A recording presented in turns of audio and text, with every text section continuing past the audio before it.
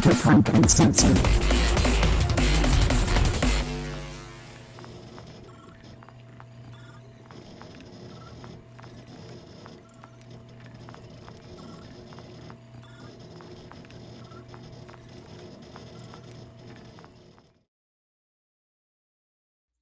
All right, no oopsies on mics this time around. I made sure to click them on. Good morning, good afternoon, good evening, ladies and gentlemen all over. I hope all of you are having an excellent weekend, and we are back with Cyberpunk Uncensored Goes Nomad. Now, where we left off with our last session was a pretty insane little climax, and we are going to be picking up there. But before we do so, I'm going to have our wonderful players introduce themselves, and we will go from there. So, first and foremost, let's start up with our top. Let's actually go a little bit of a different order today and start off with Chuggy. So, Chuggy, go ahead and introduce yourself. Hey, I'm Chuggy305 on Twitch. I'm playing the pilot T-Bar and definitely not going to die today. That's always the goal. I hope so. Let's go with Johnny Drop next. Yeah, hi, I'm Johnny Drop. You can find me at Discord on the Cyberpunk Uncensored Discord at Johnny Drop. I also have a Twitch at Other Sandman 3096, and you can also find me at SoundCloud at Arcson. Awesome. Thank you. By the way, anybody who is listening in already, please let me know if there are any audio issues or if somebody can't hear anything. Just give us a heads up. Next up is going to be Violent Neon. Go ahead and introduce yourself.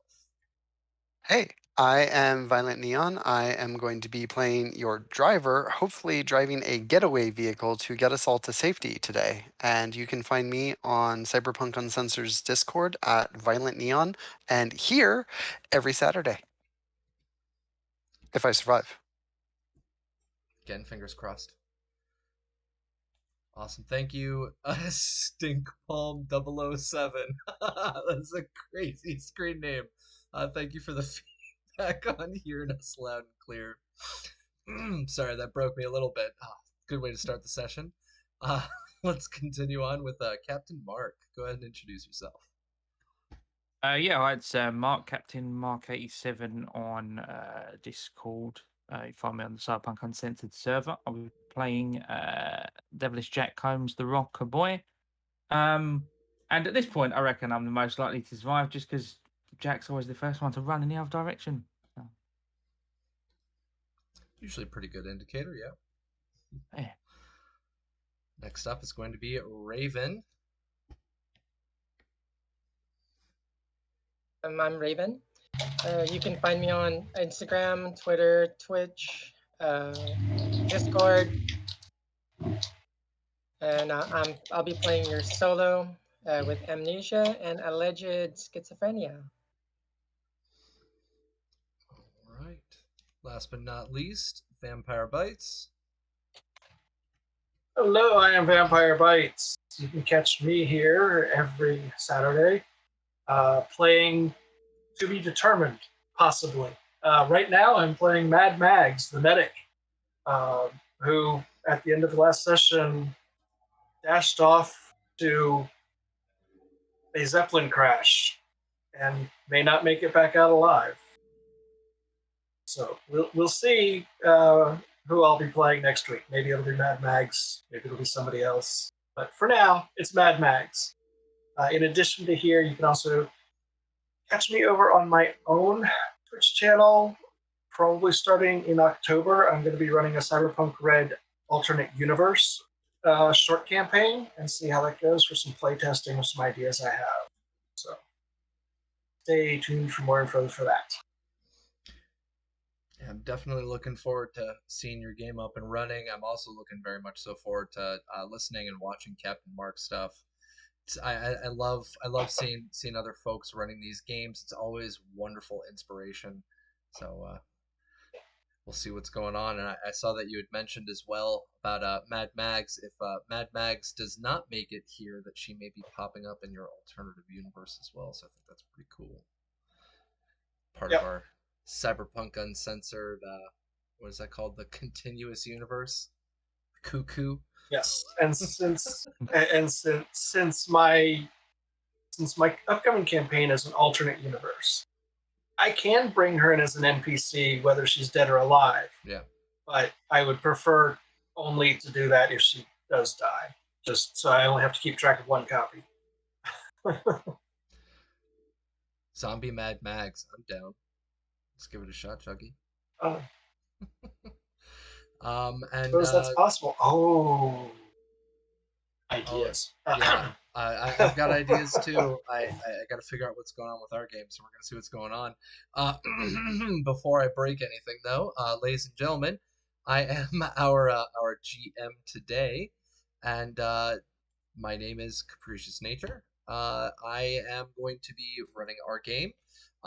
As you folks may notice, I've got a static picture up instead of our Roll20 layout on here. And that is because, as I apologize to my players, there are too many unknown factors. Absolutely insane about like where they might go, what they might do. There's too many things to plan for, and I spent several hours on Sunday, Monday, and Tuesday of this previous week trying to figure out what I could do to prep for this, and I finally realized there is no way to prep for this. So we've got a nice, wonderful picture. We've got Roll20 running in the background for all of our dice rolls, but I will not be having any maps up at the moment. That being said, I've dropped a bunch of links there for us. The first of which is to Outworld Sounds, who are the absolutely excellent duo, Kate and Max, over from Helix Code. They are doing a Taste of the Underground every single week on Tuesdays. And very, very soon, I'm working with them about creating a newsletter to share out with the community about upcoming artists and releases. So if you are interested in any kind of synthwave, retro wave, even things like metal and acoustics, we've got pretty much everything that we pop up on there. And you can join us on over and watch the excellent stream with Kate and Max. The next on there is a link to Patreon for Valstoys. I absolutely, absolutely, absolutely love his maps, but there is nothing I have from him that could adequately prepare for today. And so, yeah. We're not using one of his maps at the moment, but on a normal session, we do. And when I do make my own maps, I'm using the assets that he shared with me because he is absolutely fantastic. The next up on there is cyberpunkuncensored.com. This is where you folks can find all of our wonderful supplements that we are even using in our gameplay, including at the bottom, you can see there the newest release of Vehicles of Red. We've got new updates, we've got fixes for DVs, new pictures, new descriptions, slight changes to layout, as well as DV changes, and even a couple of new weapons and new vehicles. So head on over to cyberpunkuncensored.com to check that out. And if you're interested in finding any of the random stuff that I make, whether it's pictures or leather work or randomly me putting up pictures of my students or friends up on my Instagrams or Facebook, you can find me at any of those Linktree links there. That being said, that is an introduction for everybody, so let's pop over to our names over on here, PC names. We are here with our 6 players at the moment. We have Devilish Jack Holmes, we have T-Bar, we have Calamity, Remy Johnson. Currently, we have Mad Mags. We'll see what happens with that over the course of this upcoming session. And we have Domino. Okay, so these are our 6 wonderful players for today. And who would like to give us a recap about what happened with our last session? So the Zeppelin came crashing down. The party regroups as everybody starts running away. EMP blast takes out the car temporarily. We get that running again thanks to Remy's tech skills. get back to our local base camp to find the vehicles mostly okay, except one trying to be hijacked by some other nomads that we haven't investigated yet. We get that and the AV up and running so that everybody can run away back to Snake Nation home and get away from this chaotic, insane disaster bomb. Meanwhile, Mad Max decides that she can't leave the injured there, moaning and dying on the ground, and hopes to go find Bear, our Snake Nation leader, and rescue him if possible. So she took off when nobody was looking as we were loading up the cars, and that's pretty much where we left off. Pretty accurate there. Absolutely love the insanity that everybody's kind of gotten themselves mixed into. One of the things that I do want to remind our viewers and listeners for is that we also had the suggestion of rounding all of the vehicles into a corral and then having a Yes. Alamo final standoff against this incoming scourge of highly armed weapons dealers ? Yeah, so that plan was shut down, and because of the unlikeliness of our group for deciding to stick around, I believe that was kind of the push for Mad Mags to kind of literally ditch the group after sealing Calamity into a cryopod, dropping off her jacket, and literally walking away from everybody, and then stealthing out of the place. Is that accurate for you, Mad Mags? Oh yeah. Okay. Don't want to miss just the misrepresent patches. anybody's intention. Just the patches from her jacket, so she wouldn't be recognizable as Snake Nation. Not the whole jacket, because I didn't have the big one. Gotcha. Or like it was just a Snake Nation patch. All right. Well, ladies and gentlemen, this is where we are picking back up, and so I will set our scene here and let our wonderful players take off from there. I want to give everybody in the audience a heads up, as I already kind of gave my players a heads up when they were interviewing for or applying for the game itself. This game is 100% player driven. I'm simply operating stuff in the background. They are operating literally everything else, and so all of the locations, all of the behaviors, and all the actions are up to our players, and because of that, it is a very unscripted nature. Now, their nature is unscripted, but what I am running in the background is pre-planned somewhat, and because of that, I do have to give a warning to our audience, just like last week, about this current session. So last session and this session, this is a viewer discretion warning, due to the fact that we will most likely have exhibited during our show itself violence, trauma, as well as possible language. You guys kind of get the gist from this point. But this and previous session may be a little bit more extreme than some of our other ones. So please, please, please, if you are sensitive to topics like these, I would recommend switching off, just in case. Now, with that being said, our scene being set is this Zeppelin that Mad Mags brought up. It crashed. It literally came down and fell out of the sky. Why would a Zeppelin fall out of the sky? Well, just beforehand, there was a set of detonations that was visible from this Nomad Council and the Nomad Market itself, where we literally saw the sky turn into a bright flash of light as multiple sets of, most likely, nuclear ordnance were detonated. These ordnance released a mass EMP that shut down the electricals in not only vehicles, but also on land itself, and even some of our players' cybernetics. one of which led Calamity to fall literally to the ground limp. And because of this, she was unable to pretty much do anything as the rest of the group tried to actively escape this fiery hell of a situation.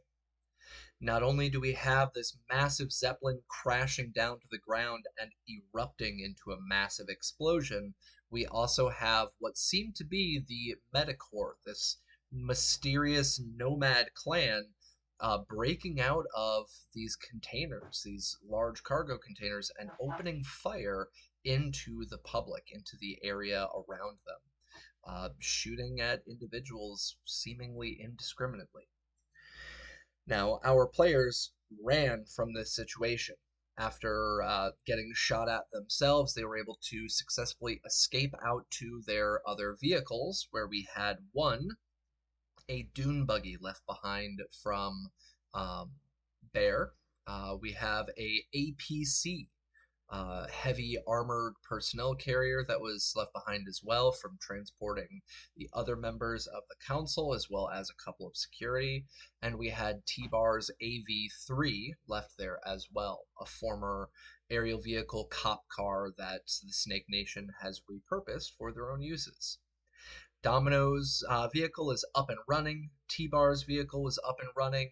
Remy was also able to get Bear's dune buggy up and running, and they have the APC literally hooked onto the back of T-Bar's vehicle as AV. As they were doing that, though, Mad Mags, as I mentioned before, set Calamity up into a cryopod, left her patches, and then snuck away from the group to re-enter the maelstrom of the actual combat behind them. And that's where we pick up. So, ladies and gentlemen, take it away. So, holding Mags's patches in his hands, Domino comes over the mics, over the comms to everybody, and says, "All right, if we go after Mags, that's going to draw attention to her and probably get her and us killed. We stick to our plan and we head out. Let's head back to our previous camp with everybody else, and we can reassess. And if she's able to find and get survivors, maybe she'll be able to get them out. But I know Mags wouldn't want us to go back. And again, us trying to go back would draw more attention and get us all killed. And I'm going to put my car into drive and start heading away from the maelstrom while clutching Mags's patches in my hand over the steering wheel." All right, so you're going to try and get away from the situation, drive where again? Going back to the Snake Nation camp that we left for this to link back up with the rest of our clan. Okay. Who's in the vehicle with you? Well, I have Calamity in the trunk, and I believe Remy in shotgun, and Jack is driving the buggy, and T-Bar is flying his plane. AV. All right, what are the rest of you doing? We've got Domino with Calamity and Remy heading out of there. So, Jack Holmes, T-Bar. Yeah. Jack will throw the buggy in the gear and follow Domino. T-Bar? I guess I will follow. All right. So, with this situation as is, we've got our entire crew heading back towards the Snake Nation camp. If you folks remember, this is about half hour, 45-minute drive, about an hour drive straight out. The Nomad Council was outside of city limits pretty far, trying to stay away from any issues that might occur from NCPD or any of the government officials, because of course nomad markets are unregulated, famously unregulated, and because of that they try to stay away from those major establishments. Now, Mad Mags, what exactly are you doing as you're heading back towards this chaos? So,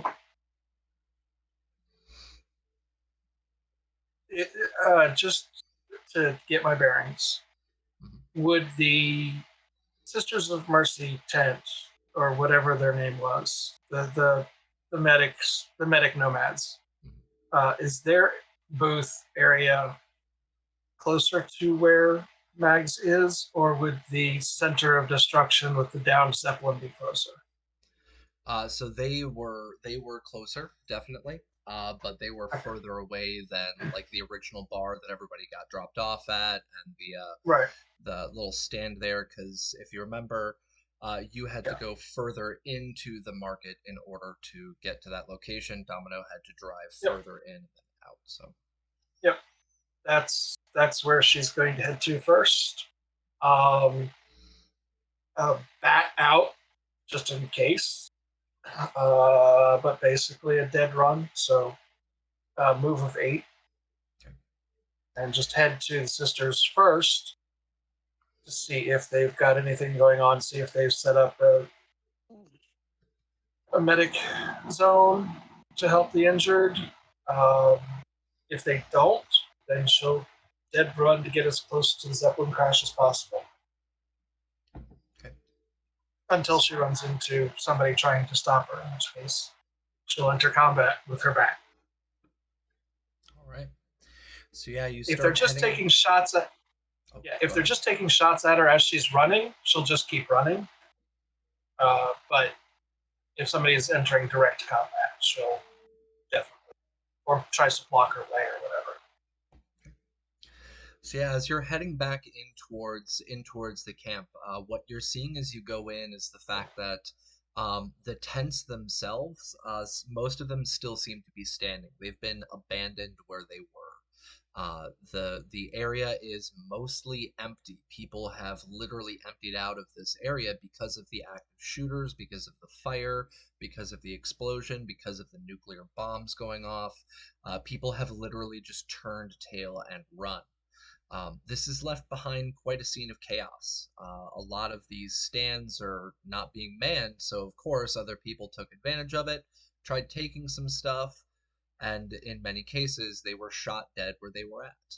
And so as you're walking into this area or running into this area, you're seeing quite a few people on the ground not moving. Bullet holes, fire marks on their bodies, they're gone. You continue running further and further in as you're heading towards where you were at previously, and you can see that the area itself, again, it's cleared out of people that were standing around. Uh, that includes the Sisters of Mercy. You do not see them at their area anymore. They had left behind a lot of their equipment, just like many of the other people had, and you do not see anybody in the area. Do I happen to notice a Oh, go ahead. med scanner? I'm going to specifically look for a med scanner. Okay. First of all, can you give me a perception check?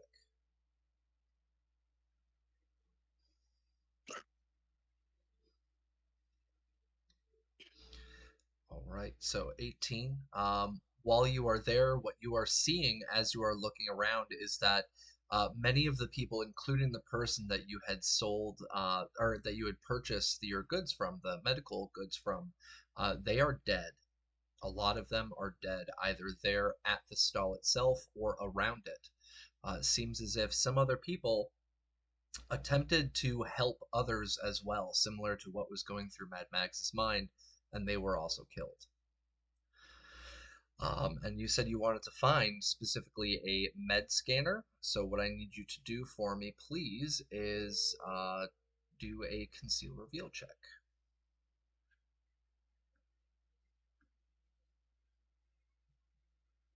Yeah. All right, you do not find any med scanners in the area.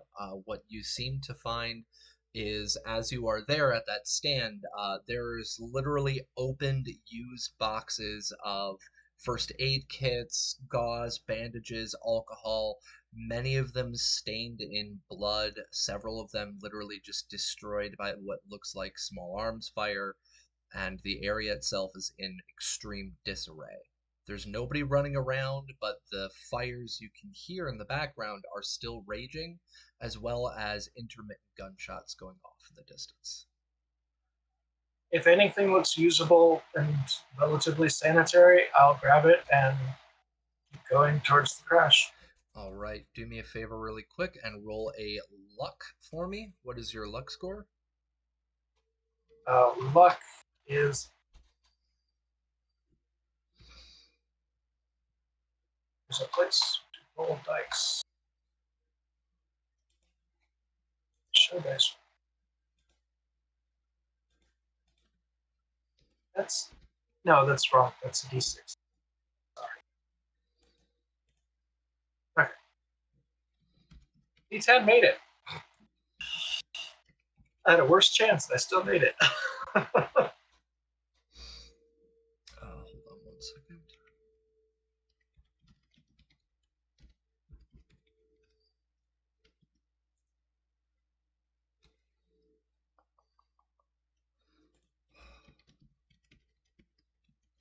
For some reason, my perchance account seems to be locked. That's very odd.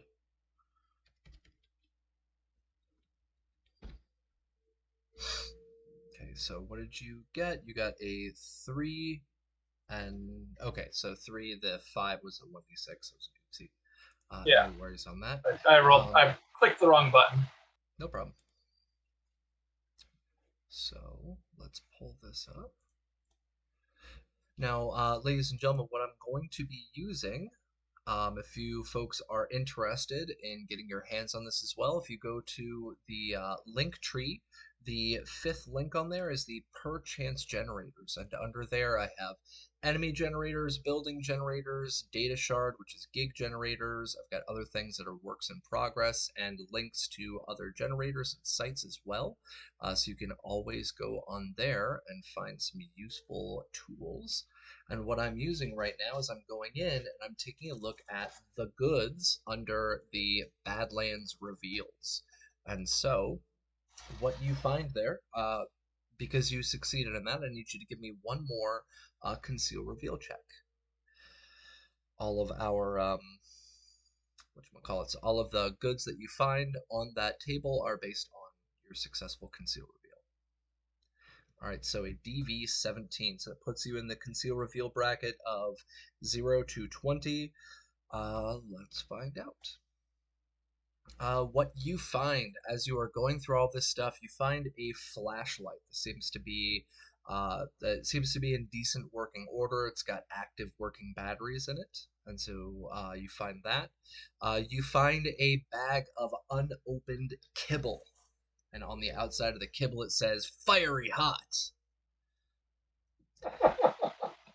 And you also find what seems to be kind of an odd thing to discover at this location, but you find a set of zip ties in a bag, a sealed bag. Oh, I'll grab those. Okay. Yeah. Oh, yeah. H2O. Yeah. I prefer the fluffy handcuffs, thank you very much. But yeah, those are the only usable goods that you find. It seems as if everything else had either been pilfered, had been used, or had been destroyed by the small arms fire. That's fine. I'll grab the zip ties and head in towards. I'm not gonna dig really. Just find what I can and go. All right. Every second wasted loses somebody. Yeah. You continue moving further in, and as you are moving further in towards the center, you're finding more and more of these bodies. Now, these bodies that you're finding, many more look as if they are burned. They've been burned alive or at least partially scorched, because as you are moving in, you are getting closer to the expanding ring of fire of this Nomad market. So you're finding more and more bodies that are charred or still actively on fire, and you are finding many people, of course, that also have these small arms bullet holes in them. As you are going through, you're discovering a couple of other small stalls in the area that hadn't been completely destroyed, and you have a choice if you want to go in and check those out, or if you want to just continue going towards the fire and the zeppelin. Keep going. I mean, if so, toxin binders, enhanced antibodies. I don't have the. Oh, and I do have nasal filters. So between the three of those, I'm hoping. I mean, obviously, the fire itself, I just would have to take damage from or avoid. But hopefully, that gets me in further, so I don't have to worry about the smoke. Uh, I have a benefit if there's any toxins in the air, And when it's time to heal, I heal faster. So yeah, throwing caution, when it not comes down completely to the wind. Yeah, when it comes down to your cybernetics, you said you had like nasal filters. Nasal filters take out toxins that are in the air, but lack of O2 does not substitute as a toxin. So as we all know, when you have a massive fire, it literally is eating the oxygen in the air, and it's being replaced by carbon monoxide and carbon dioxide, as well as carbon, nitrogen, all that other fun stuff. So you're safe from the fumes themselves because, yeah, there is an ungodly amount of things that are burning in this area, but you are not safe from the lack of oxygen. Do you have any oxygen stores?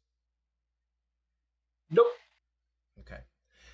So as you are going further and further in, you're getting closer and closer to this fire. You are having difficulty breathing. It's not from the smoke itself, it's from the lack of oxygen. So what are you going to do? Yeah.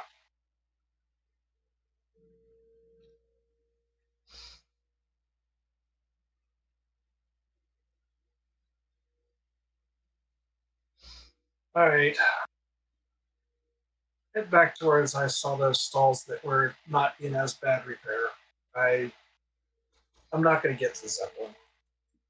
All right. So you turn back around, you start heading over to the other stalls. Let me refresh this. Pull out Bear's list while I'm at it, so that I can see if I can mark anything off of it. All right. You find one of the stalls there, and this stall looks like at one point in time it was being used for like mechanics little area. And the stall itself, it's got mechanical parts for vehicles, and it's got some vehicle equipment. Do you want to continue into there or pass that up? Oh yes, that was on the list. Yes. All right, give me I need 2 rolls. First roll I need is actually 3 rolls. First roll I need is a stealth roll.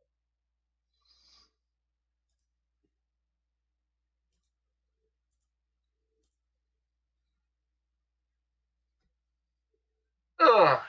All right, second roll I need is a perception check.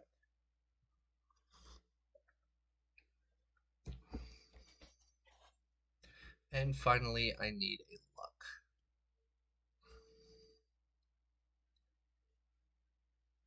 This one's probably not going to be good. No, that's not good. All right, so you get inside of this tent and you start rummaging around. And what you're finding there, you find, of course, some Eurobucks. You find about 50 euros or 50 eddies spread out on the ground. Many of them have blood stains on them. A couple of them are just very dirty. It looks like somebody was in the middle of trying to make a transaction when they were opened fire on. You also find what looks to be a video camera. And so this video camera that's sitting there is very much so still running. It's still recording, and it looks like it had been recording through the incident. And then what I need you to do right now is I need you to give me a evasion check, DV15.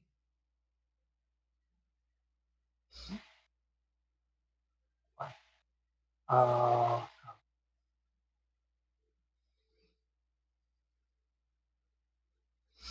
All right.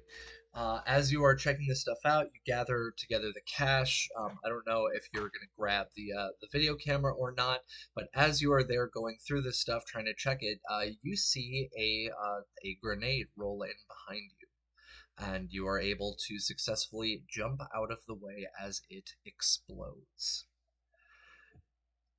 Now, as you are there, what I need you to do, I need you to now roll me initiative, because as you roll out of the way, you find that there are 2 people outside of the tent. And yes, I would have grabbed the video camera because 1, I want to check it for information later, and 2, I don't want evidence that I'm taking money from a stall. So yes, I did grab the video camera.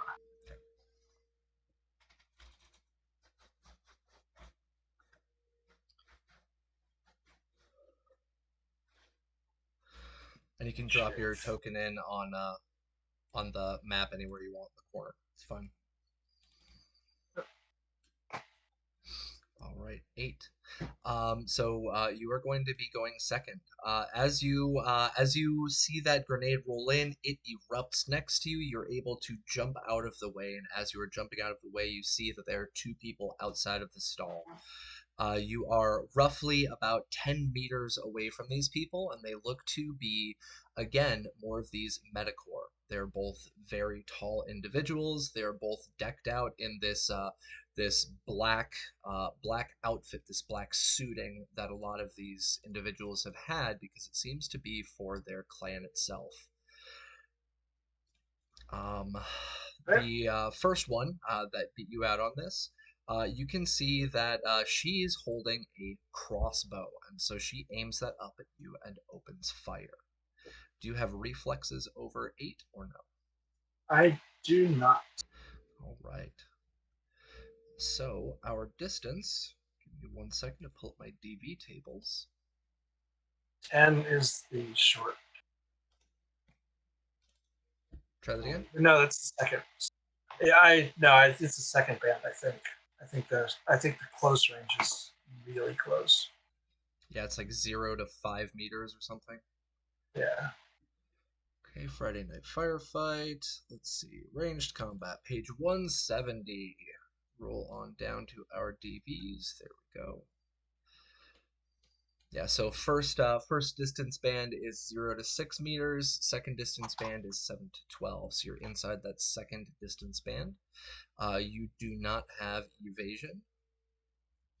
Let me grab my dice. They are in optimal range for that crossbow. Yeah.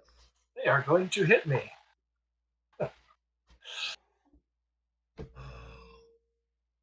This is why I hate cleaning. I always lose track of my stuff. Goodness gracious. That's why I never clean. That's why I keep a tight focus camera and block out the background also. So you can't see what a disaster this place is. Oh, there it is. Okay, cool.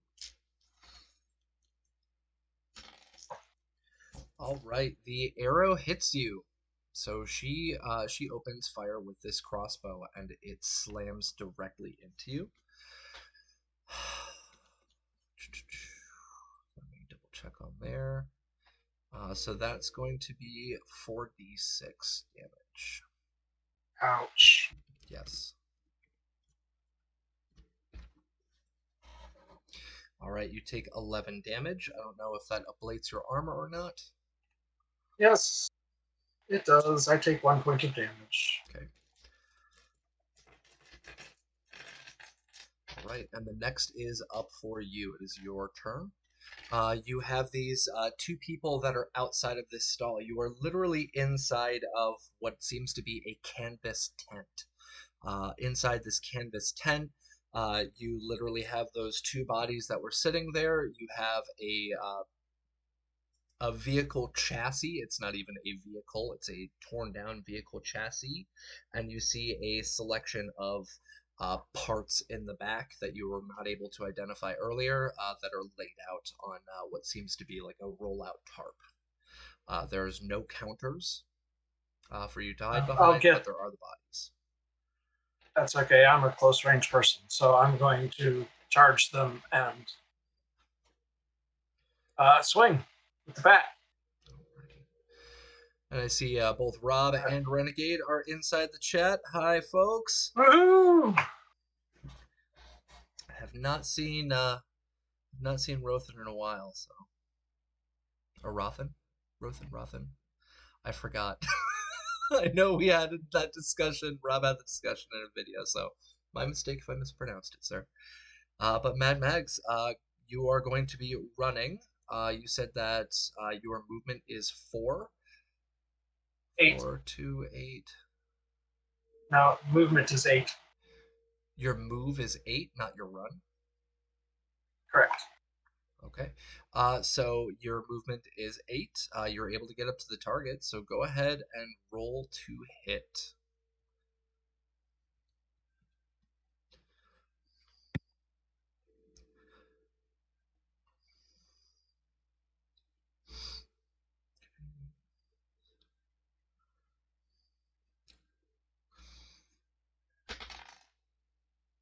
What is that -1 thing? Does the whiplash imply a -1, or is that from something else? That's from being tired. Remember, you didn't sleep. It's still that same. No, it's from the whiplash. Nope, I took the thing the before stem, we right? left. Then yes, it would be the whiplash. Whiplash, yeah. So you got a 16.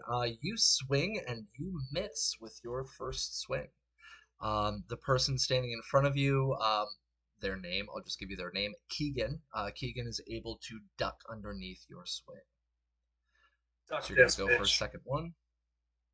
Yep. She is able to dodge your second swing. She jumps back. She actually just critted on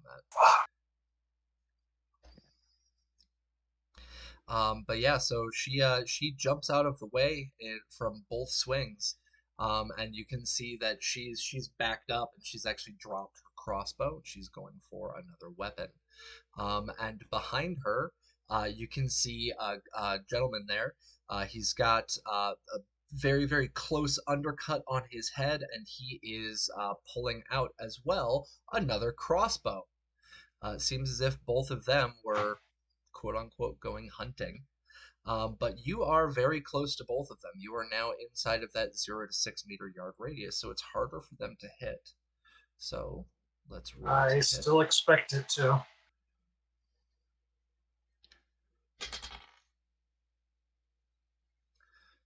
It does successfully hit. Roll for damage.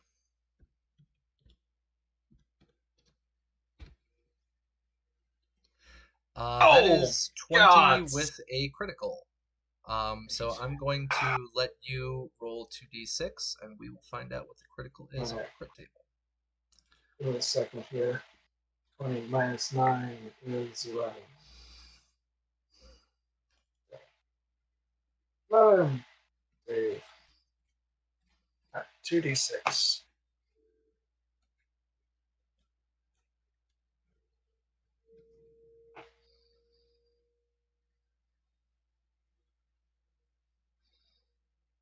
All right, a 2. Double ones. He, the second guy, fires this crossbow bolt straight into your arm. Your arm is now dismembered. It is completely destroyed. Quick fix is not available. Full treatment requires a surgery DV17, and your base death save penalty is now increased by 1.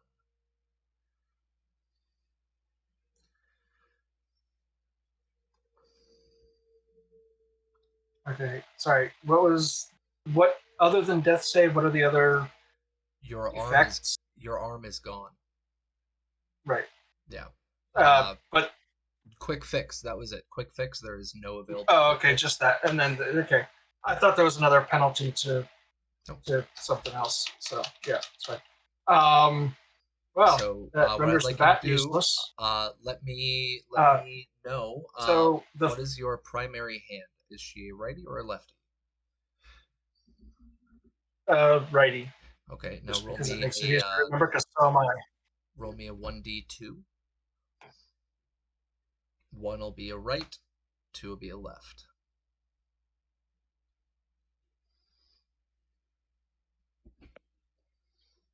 Roll that famous 2-sided die. Alright, so you've now lost your left arm.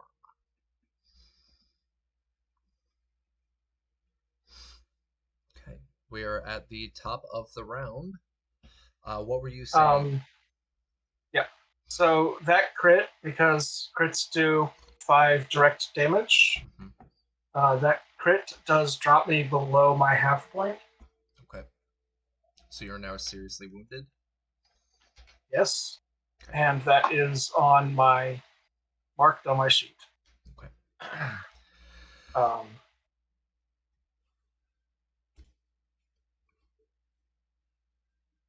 So, yeah, she drops the bat, pulls out the heavy pistol, and shoots. It's the Or top very of the he- round, and so Keegan goes first. Oh, yeah.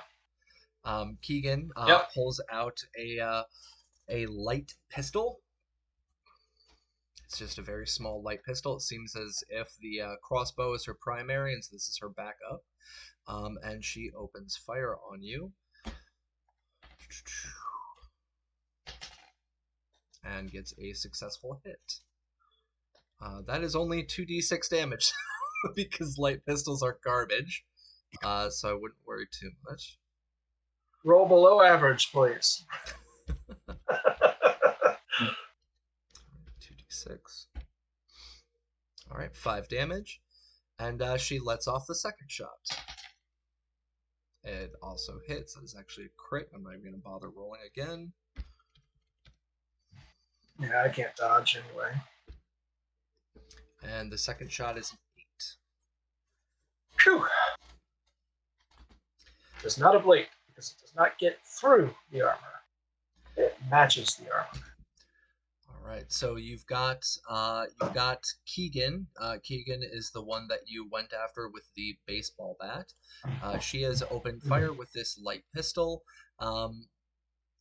2 hits, but no damage to you. And Mead, you can see, is also dropping their crossbow and pulling out a secondary weapon. Yes. What are you doing? It's now your turn. Since a spiked bat is a two-handed weapon, we are dropping the bat, pulling out the very heavy pistol, taking a shot at Keegan. Keegan, the one that's close. All right. And you've actually got a couple of +2s here from chat. So let me go through the ones that were used from. And not me. And not even you. with the +2, I meet, I don't exceed, so I miss. Okay. All right. So But yes, Neon, cross off a +2. Yep. Next one is actually yours, so I can't use your next one. Sorry, there's it's a one very after heavy that from Stinkpalm 5 minutes ago. So thank you, Stinkpalm. It's a very heavy, so it's only got a rate of fire of 1. So it is the guy's turn. Okay. The second one, the guy is named Mead. The guy pulls out an SMG, and you can see that with the SMG out, he attempts to do auto fire. He is freaked out. You are super close, so he attempts to do it.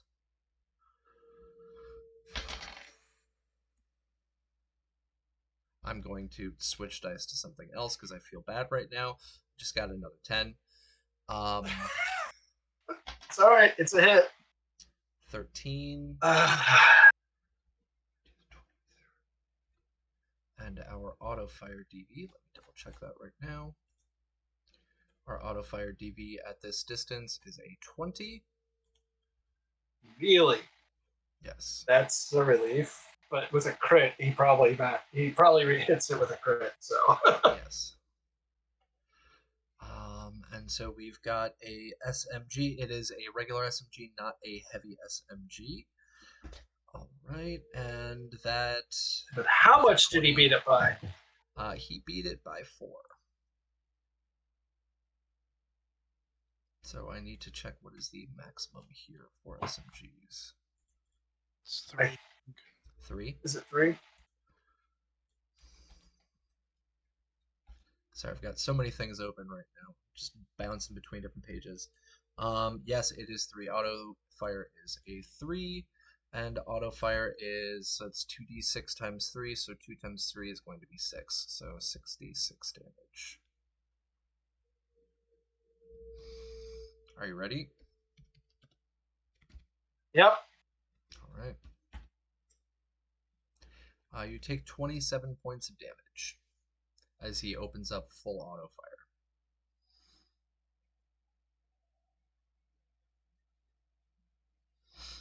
All right. Plates down to that. 27 minus 8 is, I am at 0. All right. I need you to make a death save. What is your death save at? Remember, you've got a modifier of +2. So, a total modifier of -2, yes. Yeah, -2, sorry.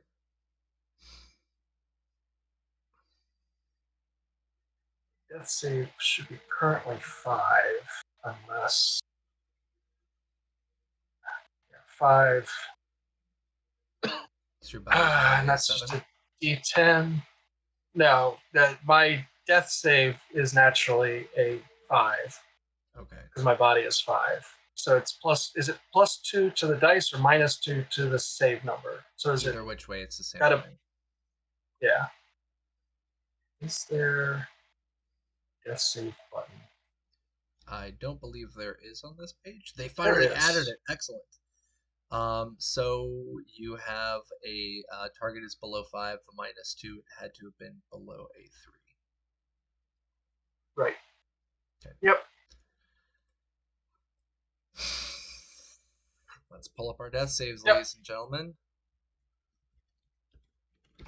I believe this is the first time on Cyberpunk Uncensored that this has occurred, so this is a pretty big deal. I don't want to mess this up. At the start of each of your turns where you are mortally wounded, you must make a death save. Roll a d10. If you roll under your body, you live. And take your turn as usual. If you roll a 10, you automatically fail. Every time you roll a death save, your death save penalty increases, meaning each future death save is made with an additional +1. So this would be a5, and I needed, because I already had 2, one from the whiplash and one from it gets progressively harder to stave off death. This death save penalty continues to add up until you are brought back to 1 hit point by stabilization, where it resets your base death save penalty, which can be increased by the nasty critical injuries. If you fail even a single death save, you die. Period. Yep. Moving on to vehicle combat. So, yep, that's it. Say goodnight, Mags. Ladies and gentlemen, this is on page 188. If you've got the newest update, I believe it's still the same on the other previous versions. This is Cyberpunk Uncensored's first player character death, to my knowledge. Rob, you can correct me if I am wrong. I don't believe this occurred in Panda's games or Gomi's games or your own games, any of our games. Yeah, the two that were there, the 2 Metacore, the first one opens up on you with the crossbow. The second one opens up with a crossbow, and they both switch to their secondary weapons. Nothing comes about from the first as Keegan attempts to try and shoot you with this tiny little pea shooter in her hand. Oh, right, yeah, David Noir. My goodness, okay, F some chat for David Noir and Mad Max. So we've got a rocker boy and a med tech. The second person, that was Mead. Mead opens fire with auto fire, and Mad Mags is struck by a small hail of bullets. Mad Mags drops down to the ground and does not successfully finish her death save. And as she is lying there, you see the two Metacore walk up, and that is the end of Mad Mags's presence. The Nomad market continues to expand and fire. The Zeppelin has gone down. There's still shooting off in the distance. As you could also have heard from where you were at, there are people still actively roaming around, trying to find stragglers or individuals left there in the Nomad market. As Mad Max's passes away, we're going to be transitioning over to our main crew. We've got Devilish Jack Holmes, in the dune buggy driving after Domino. Devilish Jack Holmes, what is your base driving? Drive land vehicles. I've actually got a fair amount of points because I've chucked some in. Figured it made sense for his backstory. Drive land vehicles, I've got 6. Okay, and what is your, I believe it's Dex? Reflex is 8. Reflex. Okay, then you're okay. Yeah. So no need for any driving checks. Domino, you're already set in that. T-Bar, you're already set in that. The 5 of you continue going out. You are heading out of this Nomad camp, and as the 5 of you are leaving, if any of you had been paying close attention to what was going on behind, you would have probably heard some of the small arms fire. As you guys leave the camp, you can see that there are other vehicles as well trying to escape. This explosion, this fire that has continued to spread, has continuously caused chaos, and everybody is trying to escape it. Everybody except for Mad Max, who had made her choice. The rest of you start heading towards what you remember was at the Snake Nation, and you head out onto the road. Now, T-Bar, the AV, is pulling the APC. Is that correct? That's what I assumed, that because I don't think it's big enough to actually fit inside of there. So Yeah. I don't believe it could fit inside because, as I'd mentioned before, the AV3 is the equivalent of like Fifth Element, those flying cop cars. It's the equivalent right. to that. So I assumed that it was like on a hitch or something. I have the heavy chassis for the AV, so it says it could take like 20 tons or something like that. Yeah. So you're able to pull that pretty effectively. Yeah, you guys continue making your way out. As I said, it's about an hour's drive away as all of you are heading down these roads. You see other vehicles, you are passing other vehicles. Some of them seem to be running on their last legs. Some of them seem to be brand new, as others are trying to flee this. As you are continuing to go out, though, I need each of you that are driving, give me a perception check. Okay. And Remy, I also need a perception check from you. And what was that for T-Bar? Is like, if we're close enough to these other vehicles, are there any like radio communications? Is anybody communicating like anything about what they know to anyone else? Well, I'll actually have you check that in just a second if you are interested in doing so. Does the AV have radio comms? I have one. Okay. So Remy, you've got an 11, Domino 12, Jack, you've got a 16. T-Bar, go ahead and roll me a perception.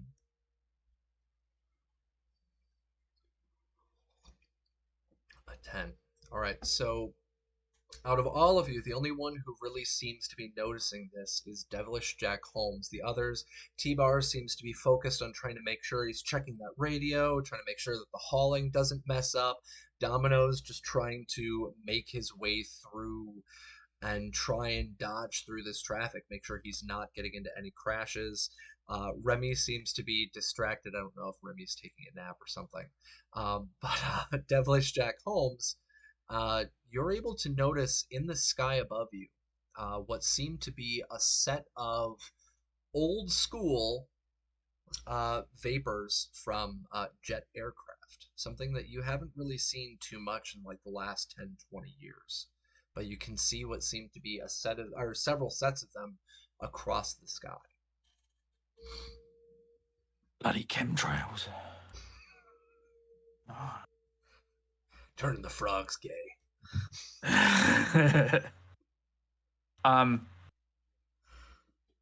Jack's gonna press on for a second, and then presumably there's a. I'd assume Bear's Doom Buggy had a radio in it. Radio over to Domino quickly. Domino, mate. How bad was I when I came in? Camp? Originally? What do you mean? How bad were you? When T-Bar brought me in. Next to between me death? and Mags is...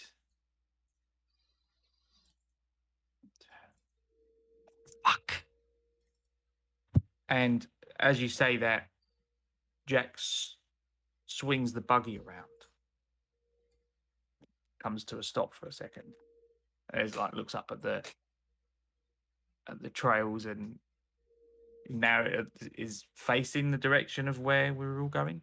Domino breaks. And what are you doing?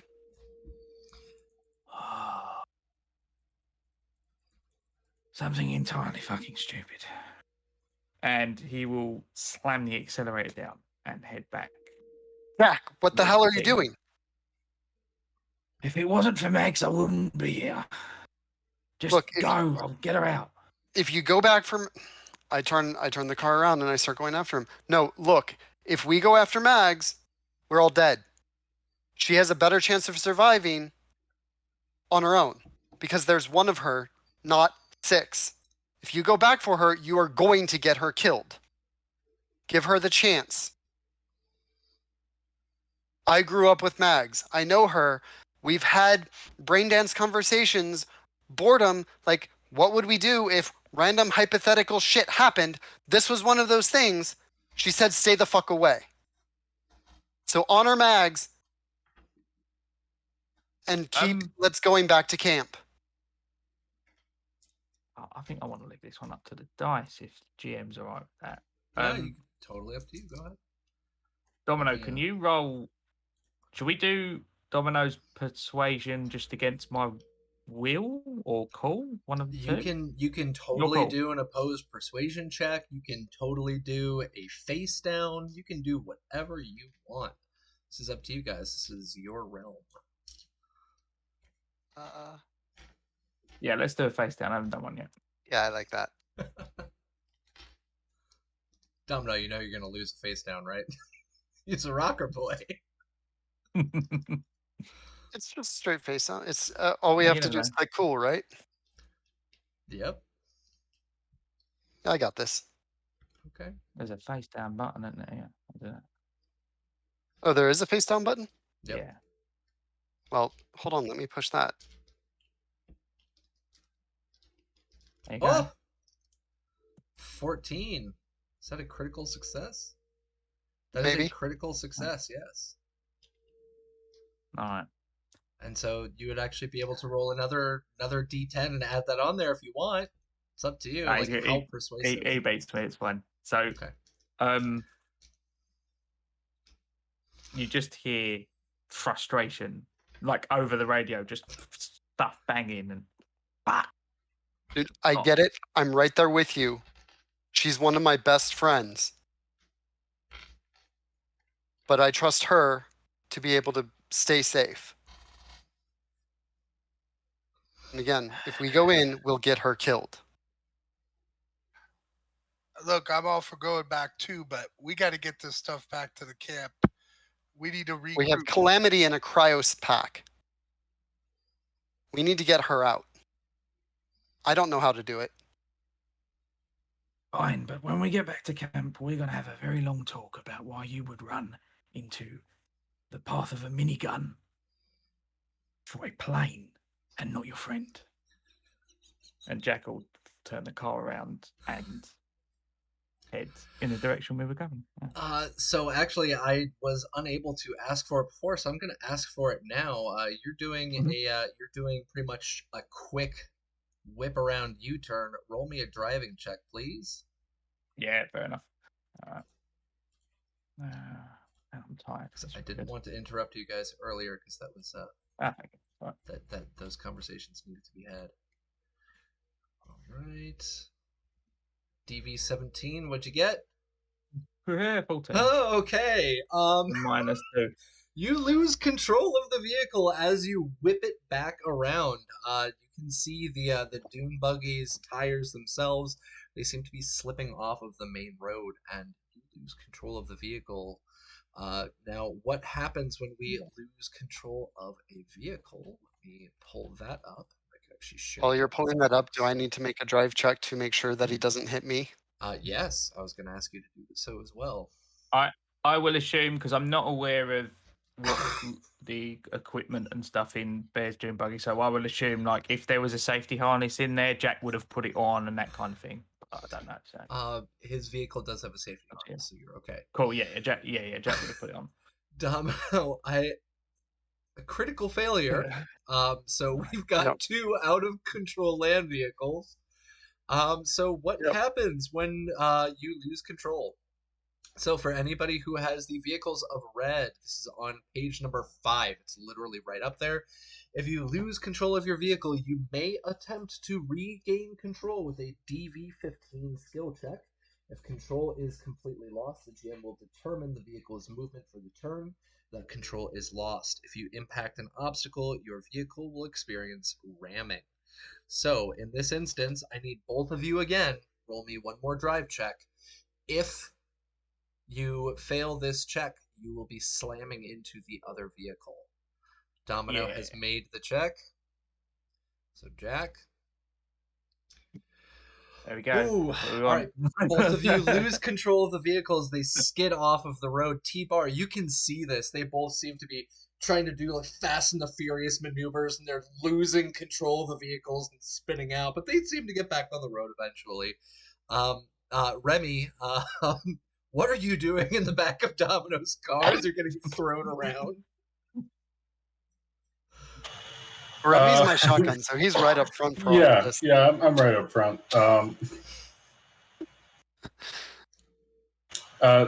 Remy was probably just kind of settling into the ride back to camp before. He does not have an agent, so he has no radio communication with these people. So this detour kind of came out of nowhere. He's probably hyperventilating just a little bit. Poor Calamity's getting slammed Look, around in the I'm sorry. trunk back there. I'm sorry. Jack almost did something dumb. Had to talk him out of it, and then stuff happened. We're okay. We're okay. Your safety harness is on, right? Of course, my safety harness is on. What the hell are you doing? Good. We're good. We're good. We're going back to camp. Sorry. I was trying to stop Jack from doing something stupid, which you know is kind of par for the course with him. So what are we doing now? We're going back to camp. Jack wouldn't have done anything fancy to bring the vehicle to a close because he's no nomad. He literally, the moment the buggy went off, like, lost control of it, he'd have just like fucking emergency brake and just stop. Just bring it to a stop as quickly as possible. So emergency brake is another check. Do you want to e-brake? No, I was flavoring it. He just brings it to a stop. I got you. He's not you already made the check. You're all good. No more risks for that. But yeah, so you guys were able to get back on the course of the road. And Calamity is actually extremely lucky that Mad Mags, in forethought, sealed up Calamity into one of the cryo bags. Because when you are in a cryo bag, you cannot take additional damage until the cryo bag itself has been destroyed. So Calamity, although you are a unstrapped down bag of human and metal parts sitting in the trunk of Domino's car getting thrown around, you don't feel a thing. You are fine. So that's a plus. I'm just bouncing around like an IV bag in a trunk. Pretty much, yeah. T-Bar, on the other hand, you were trying to raise other cars and other vehicles on your comms equipment. So what I'd like you to do right now is roll me a luck check. What is your luck score at? My luck is 6. Okay, go ahead and roll me a luck check. No. You are unable to raise anybody. You're able to hear other people's communications going on, and you can hear folks from literally every single kind of nomad group. You even hear what seems to be some non-nomads trying to make agent phone calls and just screaming into their agents. You're able to pick up those signals as people are screaming at them, but because of this massive radio interference and what's going on in the atmosphere around you, it seems like every attempt to try and put out a signal is either getting blocked or is being unreceived. And the signal is coming into you. You can hear people, you know they're trying to make calls out, but nothing is really discernible. Okay. And the lot of you continue on your way back to the camp. And as as you guys are moving back, is there anything else that any of you are doing? Is there any other insanity that any of you want to try and pull off for the moment?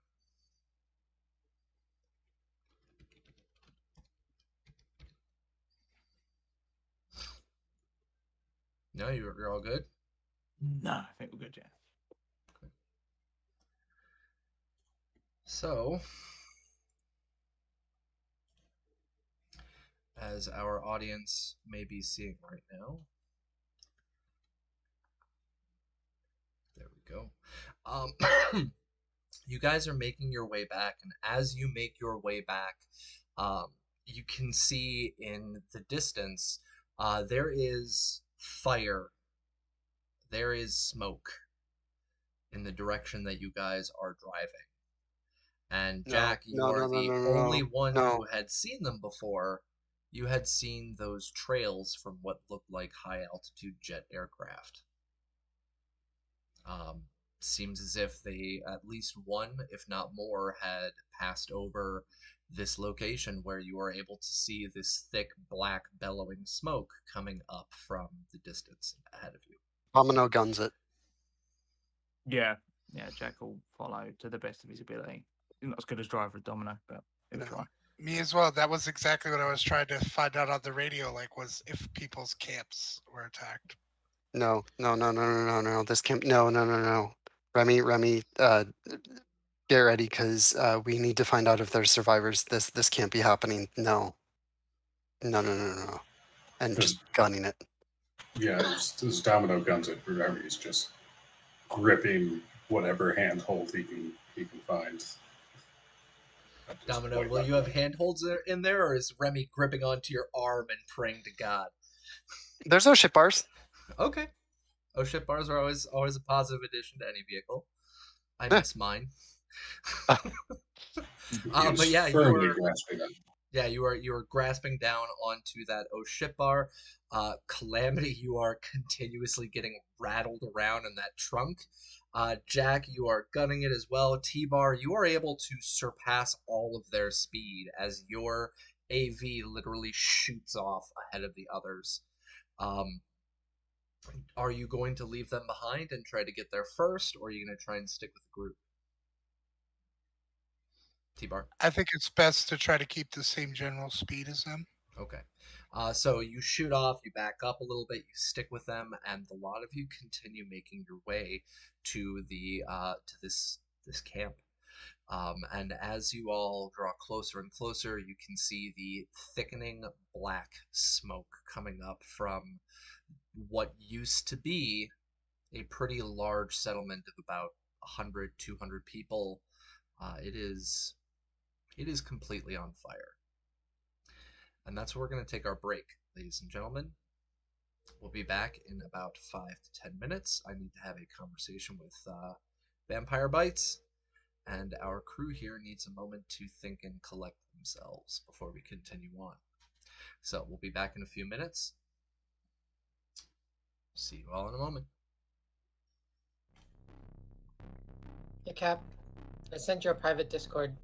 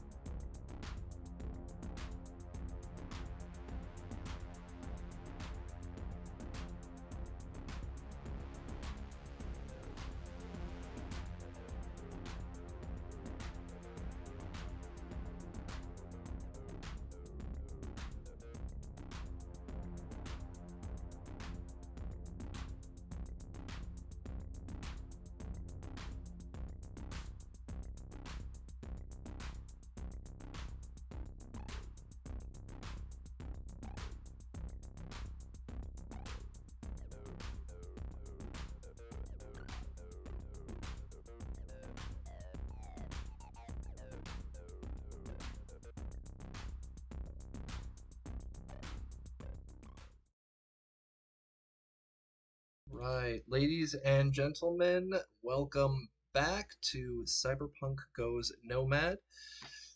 Sorry about that that necessary break. I think we all needed a moment to kind of take a breath, figure out what exactly we were going to do, and I needed to talk to a couple of our players as well. For those of you in the community that are watching, if you are a GM, I would actually highly recommend doing the same. I've had PC deaths in the past, and it is always good to take a quick break, take a quick moment, let everybody take a breath, and to also talk to the player that has had the PC death. I have had a couple of my characters die in the past, and I was not given those breaks. The GM just kept rolling through, and it kind of left me sitting there for several hours doing nothing. So it's always good to be in frequent communication with your players. So just my personal recommendation to all of you. As for our audience, I am very happy to see that we still have several of you and a couple of more. That's excellent to see. So hello, everybody. Where we left off with our group, uh, Mad Mags attempted to go back into the Nomad market, trying to go towards that Nomad Council meeting that was in the Zeppelin that crashed down and exploded. As Mad Mags was attempting to collect what she could, she was confronted by a couple of Medicorps that were hunting down stragglers in the market itself, and regrettably, Mad Mags lost a fight against the two and has passed away. So rest in peace, Mad Mags. I look forward to seeing her pop up as an NPC in your future games. And yeah, let's keep the cuckoo going. Cyberpunk Uncensored Continued Universe. Yeah. As for the rest of our players, Devilish Jack Holmes pulled a U-turn and wanted to turn back to go rescue and save Mad Mags. Domino successfully did a player versus player face down, which I've never done before, so that's kind of cool. Domino beat the crap out of Jack Holmes for the face down, and they both turned back around again, lost control of their vehicles, regained control of their vehicles, and continued on their way back to Snake Nation. Jack Holmes noticed something that the others did not, though. He noticed what looked to be the vapor trails left behind from old school aerial vehicles. Not UAVs, not AVs themselves, but from jet aircraft. Something that he probably hasn't seen in 20 or 30 years, since jets themselves are pretty much never used since the Fourth Corporate War occurred. T-Bar has continued to pull along this APC, trying to bring that back to camp. And as our group here started driving closer and closer, they started to see what looked like rising smoke in the distance. This black, thick smoke has been bellowing up from the fields as all of them continue pulling up closer and closer. And we're about 5-minute drive out at this point where we're coming back in. We have Calamity still in stasis in this cryo bag in the trunk of the car, getting thrown around like what did you say? An IV bag? We've got Remy holding on to the oh shit handle as hard as he can. And we've got Devilish Jack Holmes, Domino, and T-Bar hauling ass towards the Snake Nation camp. And so we're going to be picking it back up there. Is there anything that you guys want to do or say before we get to our location? Remy, start hitting all of our chat channels, see if anybody's alive, see if anybody made it out, see what's going on. Start pinging all of our Snake Nation channels to see if anybody responds. See if anybody made it out of there. And let's go see if we can find survivors. Somebody's got to still be alive. If not, we got to figure out what to do. Do you have a comms unit in your vehicle? No, I had to take that out. Remy, do you have a comms unit at all? No, I do not. All right. You check your agent, and you can see on your agent that there's still 0 signal going in or out. But since you do not have a comms unit, I'm guessing you don't have a radio either. Nope. No. All right. That is your only means of contacting the outside world from your vehicle. But yeah, there's no signal at all. Great. Then let's get close where it's still safe, and then we'll park and link up with Jack and T-Bar to discuss. And I start pulling off to the side, and I roll down my window and I put my arm over and I start pointing in a general direction. To over there is where we want to go. Yeah, no problem. I'll follow that. Right. Calamity, since you are the one stuck in a trunk and you haven't been able to make a roll yet, what I'd like you to do for me right now is please make a luck roll. And what is your luck score? My luck is a mighty 2. Okay. Oh. Oh. All right, a 9 over a 2. All right, so as the three of you are driving, and Remy, you're trying to get your agent up and running. Again, it doesn't seem to be getting any signal, even though the agent itself is turning on. The three of you hear, before you see anything, you hear what sounds to be the roaring of jet engines in the distance. And I need the four of you to please roll me a perception check.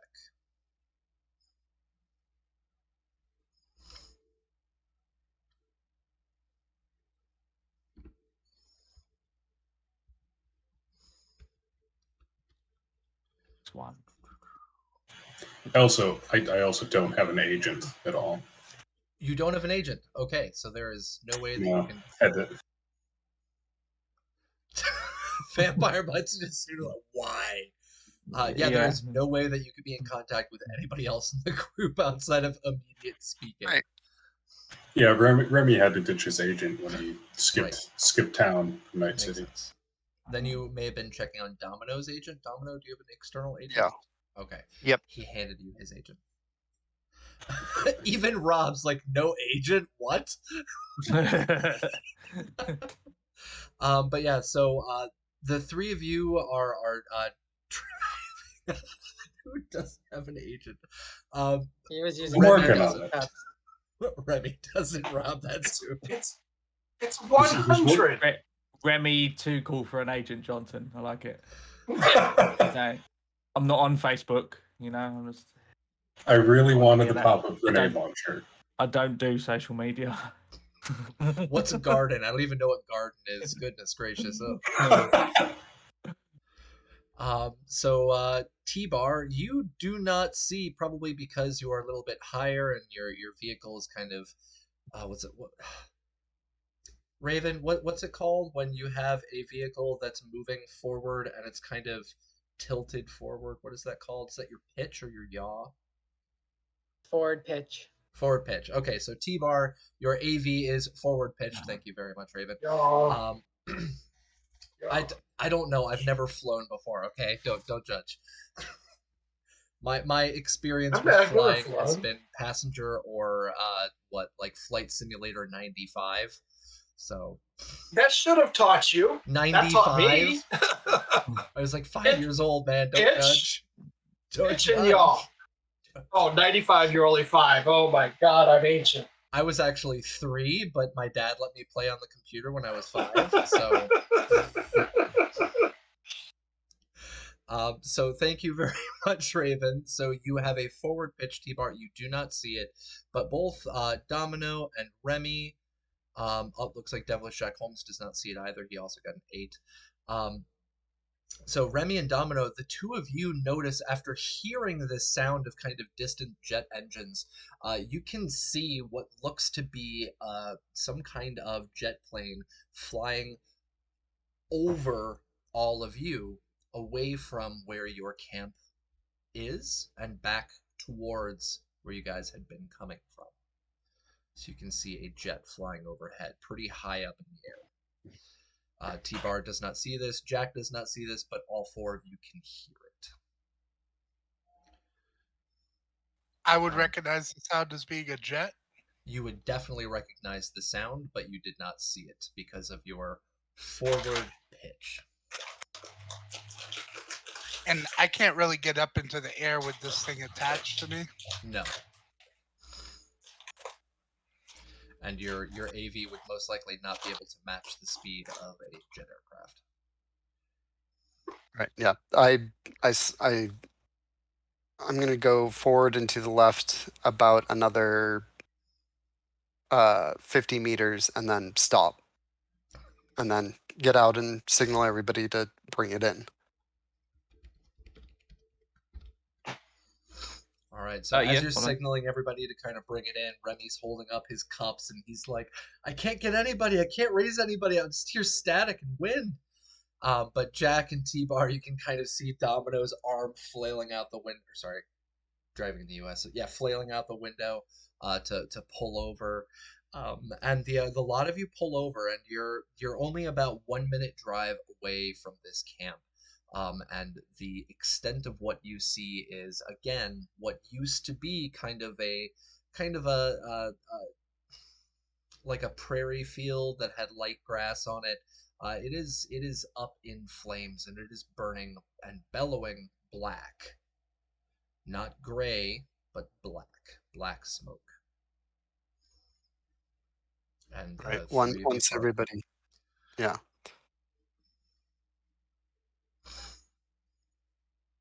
Go ahead. What do we do? I'm at a loss because do you think anybody's alive in that fire? And if there is, can we save them? Yeah, I mean, Does anybody have comms working at all? Jack pulls the dune buggy over, jumps out, his revolver in one hand and the heavy SMG that he stole in the other, immediately just like snaps the clip into place and just starts running towards the black smoke. Domino follows, draws out his gun and says, "Get ready. Come on, Remy." Is there any way that All I could right. just unhitch this APC now that we're just a bit away from camp? I'd like to unhitch it from my ride and. I'm gonna say yes. So yeah, you can totally unhitch it. Yeah, and then I want to go. I want to get ahead of Jack. I'm assuming if he's running on foot, that should not be any kind of issue. No. To, Yeah. If I see T-Bar pass overhead, I will actually even slow down enough and tell him to jump in if that's possible, because I really don't think it's a good idea to just run forward into there. And I got an armored vehicle that he can get in. So. Right. Yeah. So yeah, I'll slow down next to him, kind of open the door, yell, "Get in," and keep heading that way. If he jumps in, he does, but I'm not gonna stay for long to argue with him. Yeah, I'll jump in. Everyone's session makes sense. I'm gonna follow. You're gonna jump into the AV as well, or T-Bar? Yep. Do you wait for Domino to jump into the AV, or only Jack? If they want to, if that is somehow communicated to me, yeah, I will wait and see who wants to get inside of it. Okay, so you've got the APC and Domino's car both left behind. T-Bar, you are flying. And the Doom Buggy. You're flying Jack, Remy, and Domino. And as you lift up into the air, you can see that, again, everything is completely and totally ensconced in this thick black smoke that seems to be bellowing up. Very unnaturally black. It seems to be coming from most likely either chemicals or some other reaction that's been going on as you guys are flying up. But you do see down at the actual camp itself, there are a couple of tents, and from a distance up in the air, you can see a couple of people running around, very panicked like ants, on Take us down. Take us down. That's been kicked. Take us down. There's people. We gotta Before get I go down, I want to see if I could see if they are running from something or just generally running.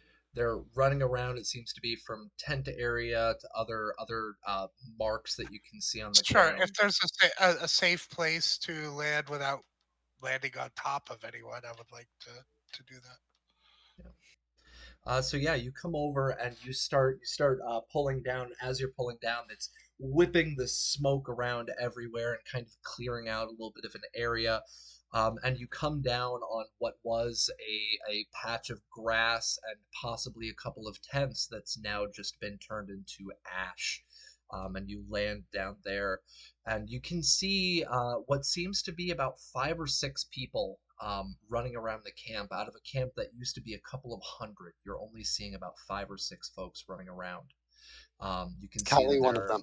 a couple of, hold on a second, you can see there are a couple of tents that are left over. You don't see any of the vehicles around, but you see those tents and you see the people. Domino, what was the question? Do I see Callie at all? Well, you might be able to see once you guys get a little bit closer. You're gonna get out of the vehicle and start approaching. What you gonna do? Oh yeah. I'm gonna hop out. As I do so, I turn to T-Bar and keep it running. Start airlifting people out. Yeah, I guess I'll yell for the people that are down to come to me. Okay. And yeah, I want to take them back towards where we left the APC in the car. Okay. All right. Yeah. Give me 1 second. Sorry. And I'll chime in. Let's put injured in the AV, and the rest of us, our cars and everything are over there. So head that direction. And I start pointing and start trying to escort people while looking for Callie.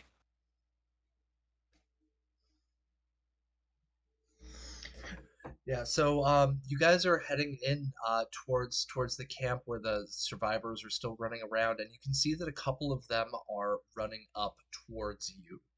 Um, they seem to be running towards the AV, and they are all understandably panicked. One of the people up in the front, you can see, you notice him. His name's Charlie, and he's from your Nomad clan. He seems to be covered in uh, dirt and dust, some blood stains, and he seems to be extremely worse for wear. He is definitely worn down, and he runs up to you guys. Where have you been? Where have you been? Hell.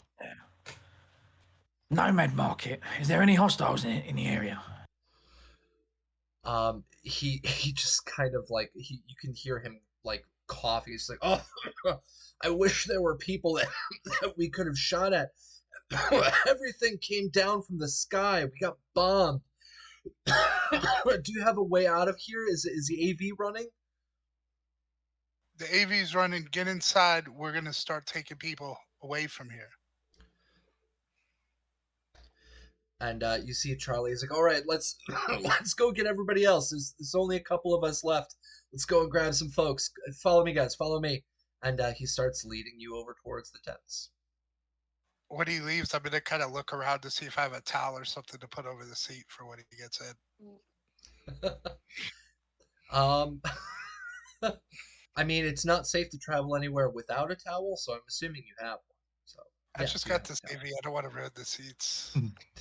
As we start heading into the tent, I look at Remy. Hey Remy, uh, can you run back to the APC and start getting it to work? Because that way we'll have a way to transport these people other than the limited space in the other 3 vehicles that we have. If we have a working APC, that'll be room for the rest of them. I mean, I can probably get it running, but Just can't running for promise it. now. Can't promise it will get more than an hour down the road. Hey, that'll be an hour away from here. All right, I'll do my best. I Appreciate it. will hand Remy my agent and say, see if you hear from anybody. Keep an He eye has on the mine. comms. Oh, yeah, it's yours. All right. Yeah. All right, so Remy, you start heading back towards the APC then. Yep. Okay. Jack and Domino. Charlie leads you. Charlie, right? Yeah. So Charlie leads you um, back towards what seemed to be the only standing tents like amidst this roaring fire around you. And you guys get up there, and you can see that there are only about 5 or 6 other people still standing. And inside one of the tents, you can see Kali. She seems to be working on some folks that have been successfully rescued, and she's trying to save them. Ollie. So, oh, Domino, where have you been? Well, we were at the Nomad market. It got hit too. The Zeppelin went down. We don't know what happened with the people in it. Mags went to try to save people, and you know the agreement she and I had.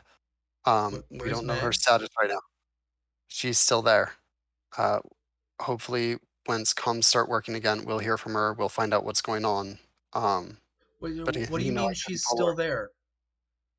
She ran back to try to save people on the Zeppelin, and we made an accord that in something like in a situation like this, I would get out and wait for her because if there was a group of us, that would draw more attention and maybe get everybody killed, where she could have had a better chance saving people on her own. Do you have any contact with her?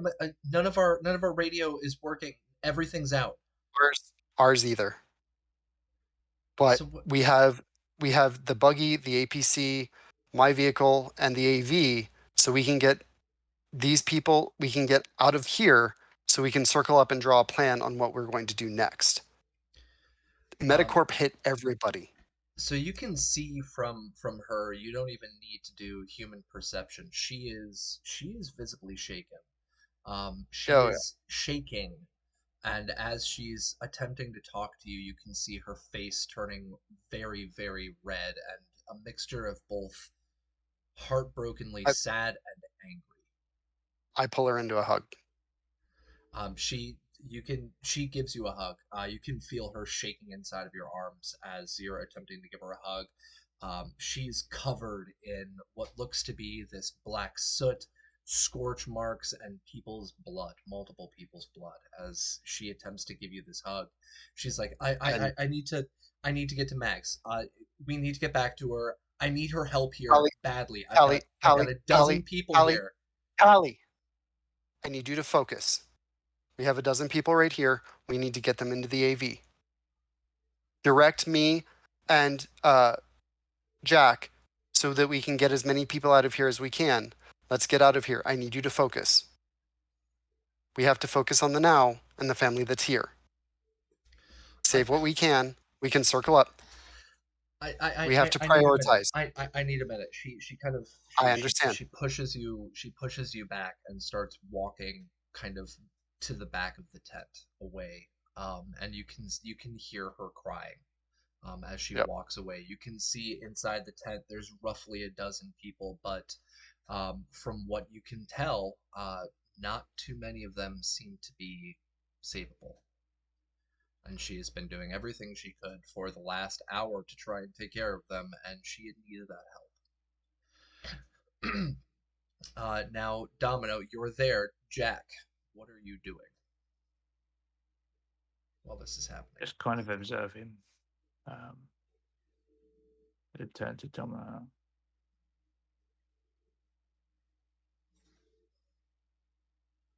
This is your mess, mate. You fucking clean it up. He'll leave the tent, go start looking for anyone else that they might have missed, to herd them back towards the AV, the more able-bodied people on foot, towards where their vehicles are parked.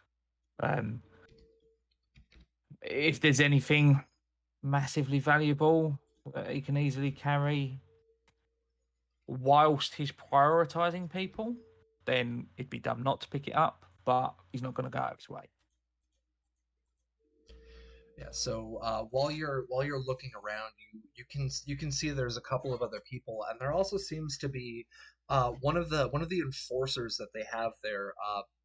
For the Snake Nation. He's barking out orders to a couple of other of the folks there, trying to get stuff moved, trying to get people into the area away from the fires, trying to use fire suppression in any way they can. And you can see this kind of big, muscly, burly guy, and you know that in the past he'd been there for quite some time. You've seen him in the past, and he's not somebody to piss off. But he is also somebody who will do everything that he can to try and get this stuff done. And you can remember his name is Mojo. And so you see Mojo standing there barking these orders at, goodness, what is it? at four of the other nomads, trying to lead them and direct them to get what they need done. And there's about 2 or 3 other people just trying to collect what they can, very sluggish, very slow, covered in ash and burns, trying to get themselves together. All right, Big Land, what's the situation?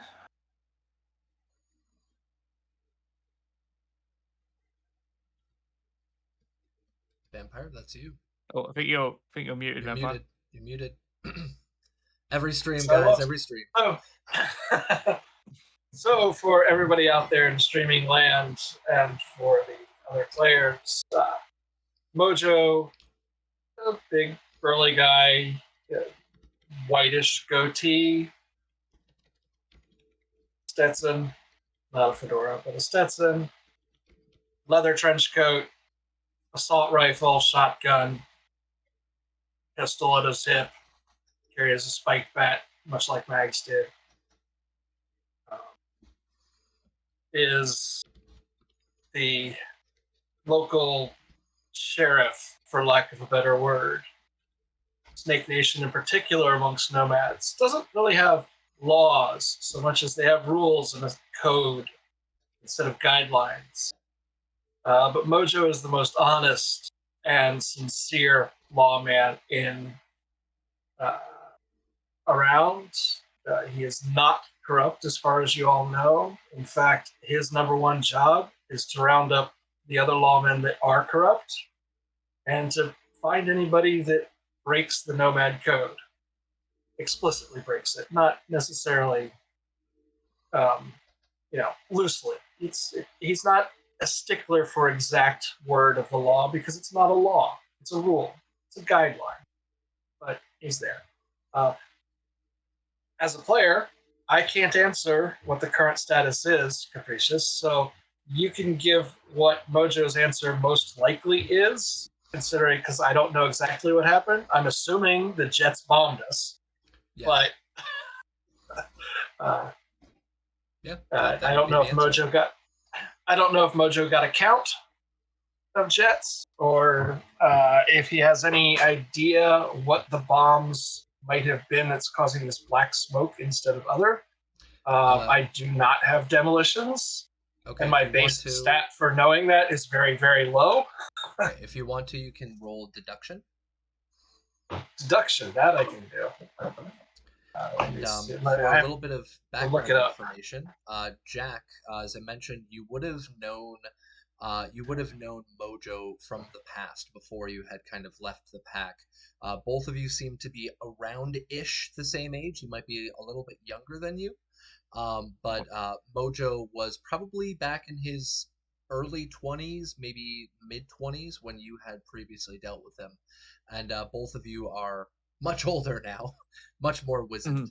And back then, Mojo had just been somebody who had just gotten some semblance of responsibility. And so now they're in a much higher position. Everything all right, Vampire? Yeah, I got a 7 on my deduction. All right. Because I fumbled. Got a fumble, so. Yeah, you're not sure. They seem to have dropped some odd ordnance. It wasn't just high explosives, but whatever seemed to have hit the ground kind of exploded, spread out this very weird gas, and then blew up again. So that seems to have been the what caused all of this. So it was an explosion, there was gas, and then another explosion. And the field there has been burning now for almost an hour. It's been very odd to see literally dirt and grass burn for an hour, but it's continued to go, and you're not sure how. So out of character, it's napalm. In character, I have no clue. Out of character, it would be aerosolized napalm. So yes, you're close. Yes. I don't know. Those. I don't know. Those jets hit us with something. The ground is still burning. We need to get everybody out of here. I've been trying to direct traffic. Kali's taking care of the injured best she can. Where's Bear?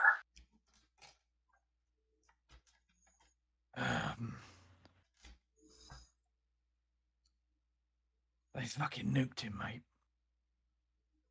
There's no easy way to say it. Look, we can worry about it later. We're looking at the very definition of scorched earth, right? Yeah. All right. There's You've still got people vehicles running around like crazy, right? You've Capricious? got vehicles running. Well, We're going to get everybody to your vehicles. Mojo has, under his direct instruction, he has 4 people with him. As for the other people, there's about 3 others that are kind of sluggishly grabbing stuff, trying to get what they can together that hasn't been destroyed. And then, of course, you've got Kali in the tent with a dozen-ish people that are out. Yeah, the people that are frantically trying to gather stuff up then that aren't under Mojo's direct command, I guess I will start to help them finish up and get out. Mojo will coordinate the deputies to gather any salvageable supplies and get them to the vehicles that exist and are working. I'm assuming that any vehicles that we had here in camp are either not working from the EMP or destroyed from the bombing. So those vehicles are running. We're going to move everything over there. If we have a tech around, we'll try and get maybe 1 or 2 of the vehicles here and as many people driving as many vehicles as we can. Make it look like we're bigger than we are.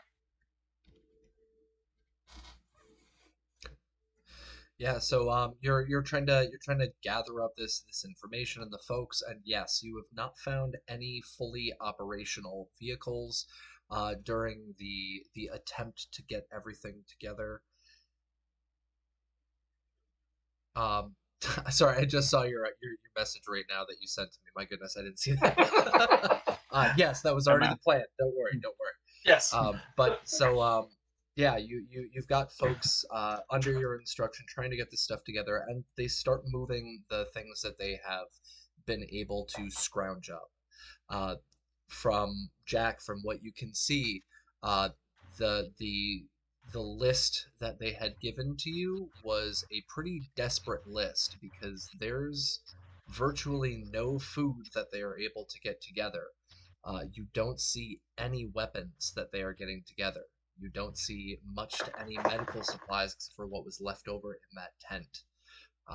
The vehicles are gone, engulfed in those flames. So what they can get together is a very small, paltry sum of what's left over. And unfortunately, Mags had the money. Yep. Damn it. Okay. Yeah, I mean, I suppose we get all of that to where our vehicles are, and then get the people out. Yeah, so that's what you guys start focusing on, trying to get all of this stuff coordinated and all this stuff together, and it doesn't take all that long, sad to say, for everything to get reorganized because there just isn't much to reorganize. As for the people, I was about to call you Mad Max. Mojo is able to get his 4 directly coordinated to bring that stuff over. The other 3 that were there are able to get that stuff as well. And what's left over is Domino at the tent and Calamity, or sorry, not Calamity, Kali, quietly crying in the back as she's attempting to take care of these dozen or so survivors. Remy, you're able to get over to the APC and go ahead and give me a vehicle tech check. Let's see what you can do.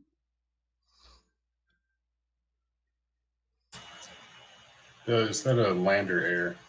It'll be a land.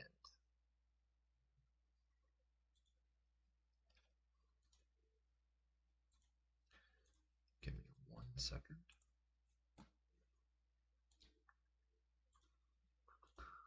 Give me 1 moment, folks. Sorry.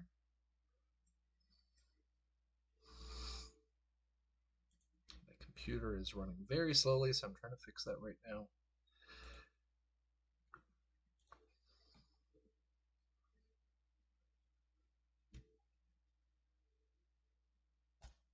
Okay. So what do you have? So a 20.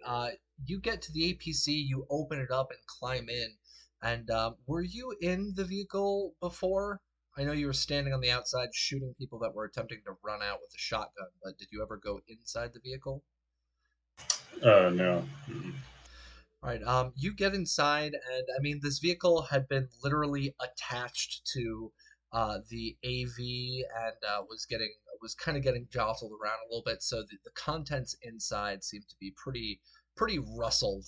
Um, and when you walk up to the front where the driver's seat and passenger seat are, you find that the console in the front is incredibly damaged.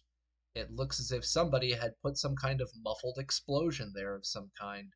You find quite a bit of burn marks and a massive hole where there used to be the command console. Oh shit! Not sure there's much I can do about this.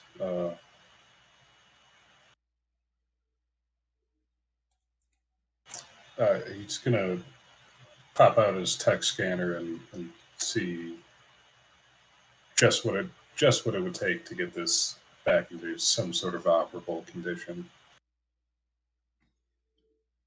Okay.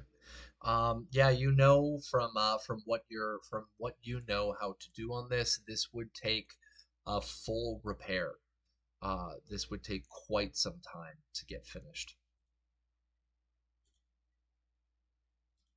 And so, if we're going to be trying to repair it now, it could take you a couple of days, if not a week.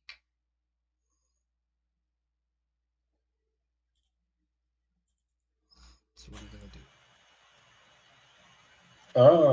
I mean, with that in mind, I guess he's gonna go check on Calamity, who he's now just remembered is still just jostling around in Domino's trunk. All right. With the APC inoperable for the moment, you climb out and walk over to Domino's car, and you pop open that back hatchback, and you see Calamity inside of this cryopod or cryo pack. Um, you've seen these before. It literally just looks like a body bag with a kind of a clear cutout where you can see the face and the upper torso. It's got seals and stuff on it. It's filled with some unknown liquid, but you can see Calamity inside of there, eyes open, and you can see her mouth start to move as you walk up to the cryo bag.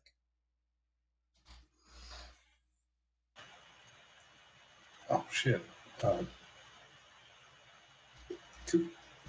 Calamity, blink, blink if you can hear me. You can see her blinking. Oh god. Okay, just hang on now. I'm gonna try and get you out. I think. Where is this happening? This is at Domino's car in the APC, about a 1 minute run away from where you currently are. And Remy is the only person out there. Well, Yeah. now with Calamity. So yeah, Remy, this is med tech equipment. You've never run them before. You know that there are probably a couple of options you can do. Number one, you can try to disable it. Number two, you can cut it open. Or number three, you can try to get any med tech to turn it off and get her out. But you are unaware if Kali is alive or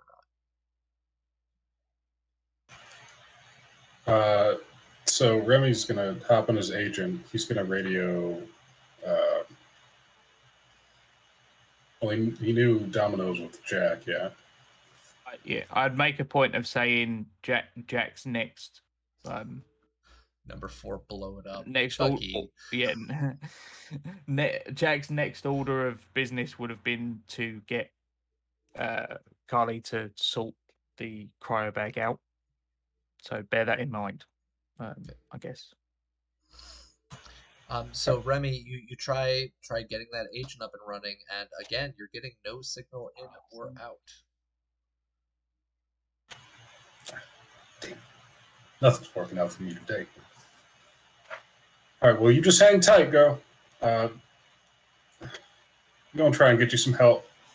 I can't do nothing on my own. So hang in there. You're doing great. Eyes just close. And he slowly closes the trunk. All right, you close that hatchback as Calamity just kind of attempts to relax herself. And Vampire Bites has pointed out something very important. When an individual is in cryostasis, they are not awake. Calamity, though, is awake. I'm fully aware that she is supposed to be comatose at this moment, but she seems to be Not coherent. fully going. And Remy, not Remy being a doesn't med know tech, this. is not aware of any of this and isn't sure why. But yeah, so Remy, what are you gonna do? You've got you've got the cryo bag there. Calamity seems to be moving and awake. Do you have the drive skill? Are you gonna wait? Are you gonna walk back? What are you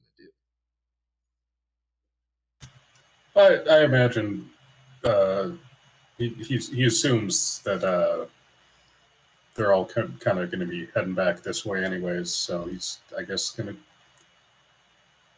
go start to tinker with the APC, but he knows he's probably not going to make enough progress before they need to hit the road.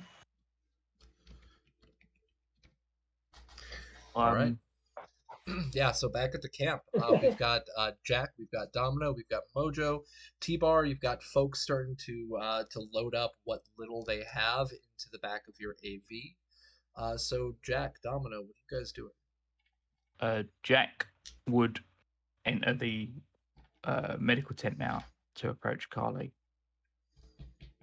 Presumably, she's still in bits. Mm-hmm. Corner. Yeah, you can see So as she's attempting to operate on these individuals and attempting to care for them, she's actively crying, and she's not even trying to hide at this point.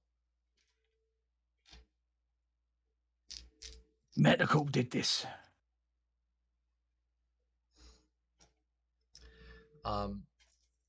Let's see. Question for Vampire Bites: how old is Kali?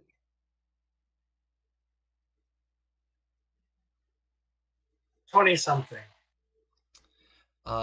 Jack, she just kind of looks up at you. She's like, I don't know who that is. Right now it doesn't matter. They're bastards. Let's just leave it at that.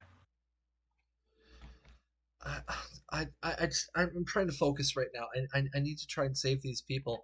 And you can see the person that she is actively working on is not alive anymore, but she is still attempting. Fucking, I ain't got time for this. He's dead. You need to look at me. If we're gonna get back the bastards that killed Mags, we've got however God knows how many feet tall of half Terminator pissed off Solo sealed up in a cryo bag, and I need you to get her out. She looks up at you, and you can see there are tears coming down her face. She's like, I'm trying to save these people. Mags is doing the exact same thing right now. Over at that market that you were talking about. So I need to do what I can. She did what she could. I need to do what I can. And she gets right back to it. And she ignores you. You just check something. You can try to do a persuasion. You can try to do a domino and try to face her down. It's up to you. All right, persuasion is fine. Look, love.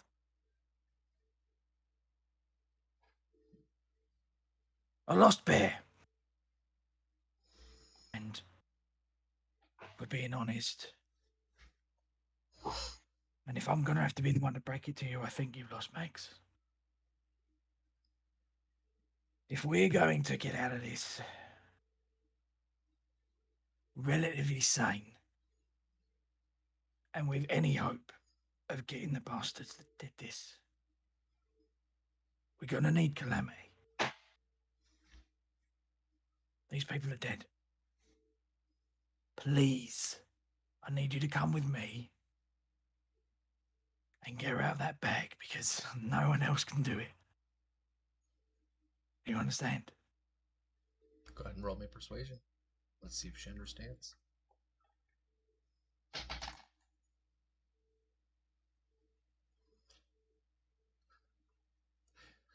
She just looks back up at you and she's like,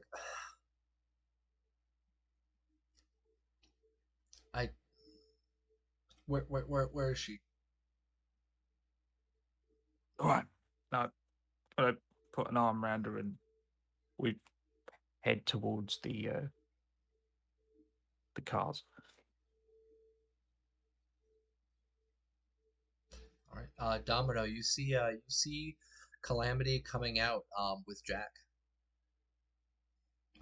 The individuals are still in that tent, and from what you can tell, just like Jack had after standing there for a couple of moments, none of them are moving.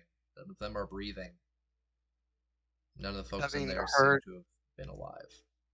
You meant Callie. yeah, Sorry, not Calamity, I Collie. yeah, having been in the tent and heard that whole conversation, it's just hitting Domino that Mags might really be dead, and he's going to slowly follow Jack and Collie at a distance, and um, yeah, just kind of staring off, following. T-Bar, you've got Mojo and four of the other Snake Nation in your vehicle. How many can your vehicle hold? I believe 4. All right. So Mojo, you have a choice. You can leave one of your guys behind and go with the other three, or you can take a step out, let them get transported, and wait for T-Bar to come back. Is that like a 4-seater, Deputies go. like 4 comfortably, or it can only literally fit 4? Like I can't stack them in there like a clown car. It's not like a clown car. So the four, like it says in the vehicles of red, you've got a passenger seat, and then in the back you kind of have those like bucket seats, those old school bucket seats where you've got you can fit kind of comfortably. You can fit 3 people back there. You could attempt to put in another person, but it would cause interference on your part. The deputies can go. And actually, if any of the other able bodies that were still alive, they get priority over the deputies. Okay. And the deputies get priority over me. So T-Bar, you've got your vehicle loaded up. You've got the stuff that they put into the actual vehicle itself. There's not very much, the guy in the passenger seat said, "All right, can you drop us off wherever it is?" And we've got a couple more folks here if you can pick them back up. Yeah, I guess I will take them over by the car and. But so it's working on the APC. Oh no, we're not at the APC. Yeah, Remy's at the APC. Carry on. Okay. So T-Bar, you make that trip. I'm not even gonna make you roll for any of this because I'm not too worried about that. You take off, you fly them over, you land, they unload the stuff that's there. Remy, you see these 4 guys from Snake Nation. You just kind of tangentially know. You haven't been around there for super long, so you kind of recognize them maybe from like breakfast. And you see them come out of the vehicle, unloading a couple of pieces of equipment that they were able to scavenge, and then you see T-Bar take back off and head back over to the camp. Are you Oh, gonna I was continue? gonna check with him first to see if he got the APC running. Okay. So, Remy, did you get the APC running? Oh, I got Jury I rig got check. I got bad news. This thing's pretty well screwed. Uh, the center console is totally blown out. I'm not sure what we can do about I wonder how that happened. The magical the magical jury rig check. it. Shit. All right, I guess I'll be back with more people. Yeah, I mean, I can maybe, tape it together, but I'd kind of like to wait until we're ready to head out, at least. Yeah, I figure as long as the gun works in case we need it, but No, haven't checked on that. I don't know if anybody here could even fire it. So, oh,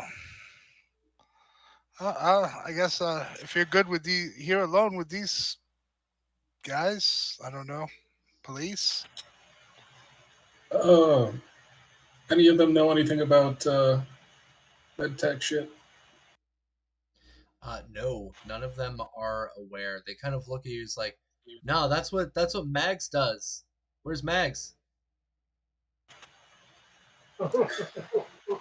No, ran off. Why? What? Something happened? Is something happened while I was gone? Well, I just checked in on Calamity, and she's like awake. Like her eyes are open, or like Yeah, like awake, like eyes open and responsive, and whatnot. So I'm kind of freaking out about that, and there's nothing I can really do about it. I want to go over to the trunk and like see what he's talking about. Yeah, you open up the hatchback and you see Calamity inside the body bag. And Calamity, you can tell that there's movement outside. You open your eyes back up. No, No, okay. You see her just lying there perfectly still. there's a I want reason. to. I want to There's give a like reason for this. a couple of snacks, like one on each side of the cheek. Not hard, but like just like, hey, you awake? No reaction. Have you ever uh Chuggy? Have you ever filled up like a Ziploc bag with liquid? I It just flushes. Yeah, you know. you're just smacking a sloshy bag of Ziploc fluids, but there's no reaction. Uh, I don't know. I think she died. She ain't awake anymore. Oh, shit. No. I know what I saw. She blinked her eyes and everything. Look, and I'll like poke her again, but this time harder, like to show him like that she's not reacting. Quit poking her now. You might mess up the bag. The paranoia is contagious.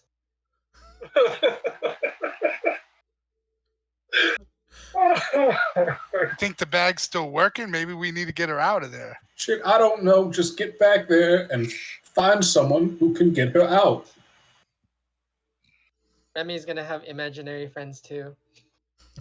I guess I will, just like Remy did, like shut the trunk and go ahead and take off. Okay. All right. Yeah, you head back to camp, and by the time you get back, Jack, Domino, Mojo, and Collier, they're waiting. The other three that were carrying stuff had just kind of started walking towards where you had gone. It's only about a minute away from camp, carrying the couple of things that they had with them. And T-Bar, go ahead and give me a perception check.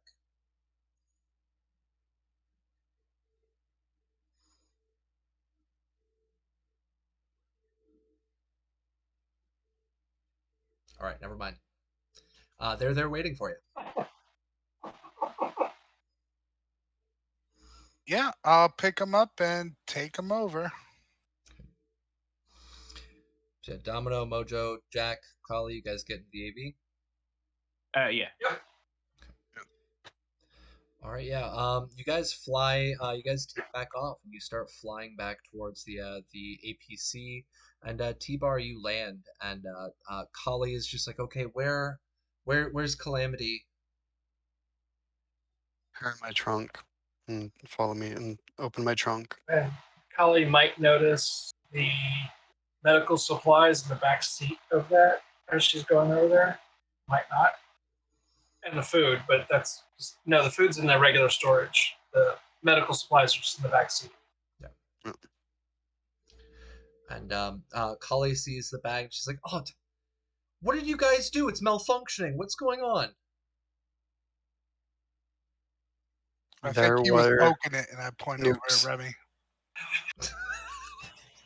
Pardon.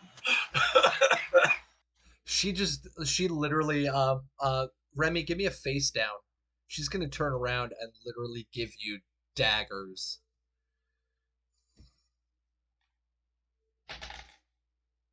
Ooh, okay.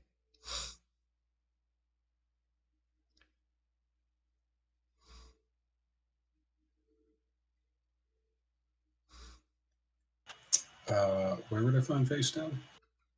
First page of the character sheet, near the bottom.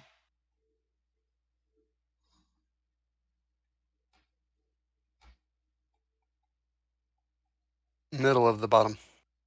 Oh, You are shook. She had literally double your face down. She had a 13. So she stares you the fuck down, and you can feel just like everything, every piece of anger she's feeling right now is just lasering at you. And that's the reaction she gives to you. Just like, and she gets back to that medtech bag. And Calamity, you can feel more movement. You can hear voices from the outside now. Are you reacting at all? No, Okay. still catatonic. Okay. After about a minute, she is able to get the bag decompressed. They get the all the liquids and stuff pulled out of there, and Calamity, the bag itself unzips from around you, and the top comes off. And you Okay. can feel the that hot air hit your face for the first time in a couple hours now. Okay, this is gonna have some description Okay, as a come to. go for it. As she comes, or as I come to, I vault myself forward, let out a freaking blood curdling scream in a really shrill tone, gasp for air, grab the back of my head as if I've been shot. And I just what's this? And I fall over in a fetal position, just rocking back and forth for a good couple minutes. I think Jack probably would have been there for For the when she comes out of the unboxing, bag. So yeah, so let's for argument's sake say that scream was almost directly in Jack and Kelly's face. Like this. And then kind of walk over to you, Calamity, in the fetal position on the ground. As soon as a hand touches me or any kind of contact, I plant one hand firmly on the ground. I spring up, and I vault forward. And if it's Jack or what was her name again? Callie, Kali. Jack's canny enough to probably know not to touch you Was it at this point. who's closer, Jack or Callie? Probably Kali. She's the one that opened the bag. Jack came Yeah. over to check. Okay. Yeah. So I plant my hand firmly, spring up, and grapple in a rear naked choke. First person I see. All right, roll me a grapple check.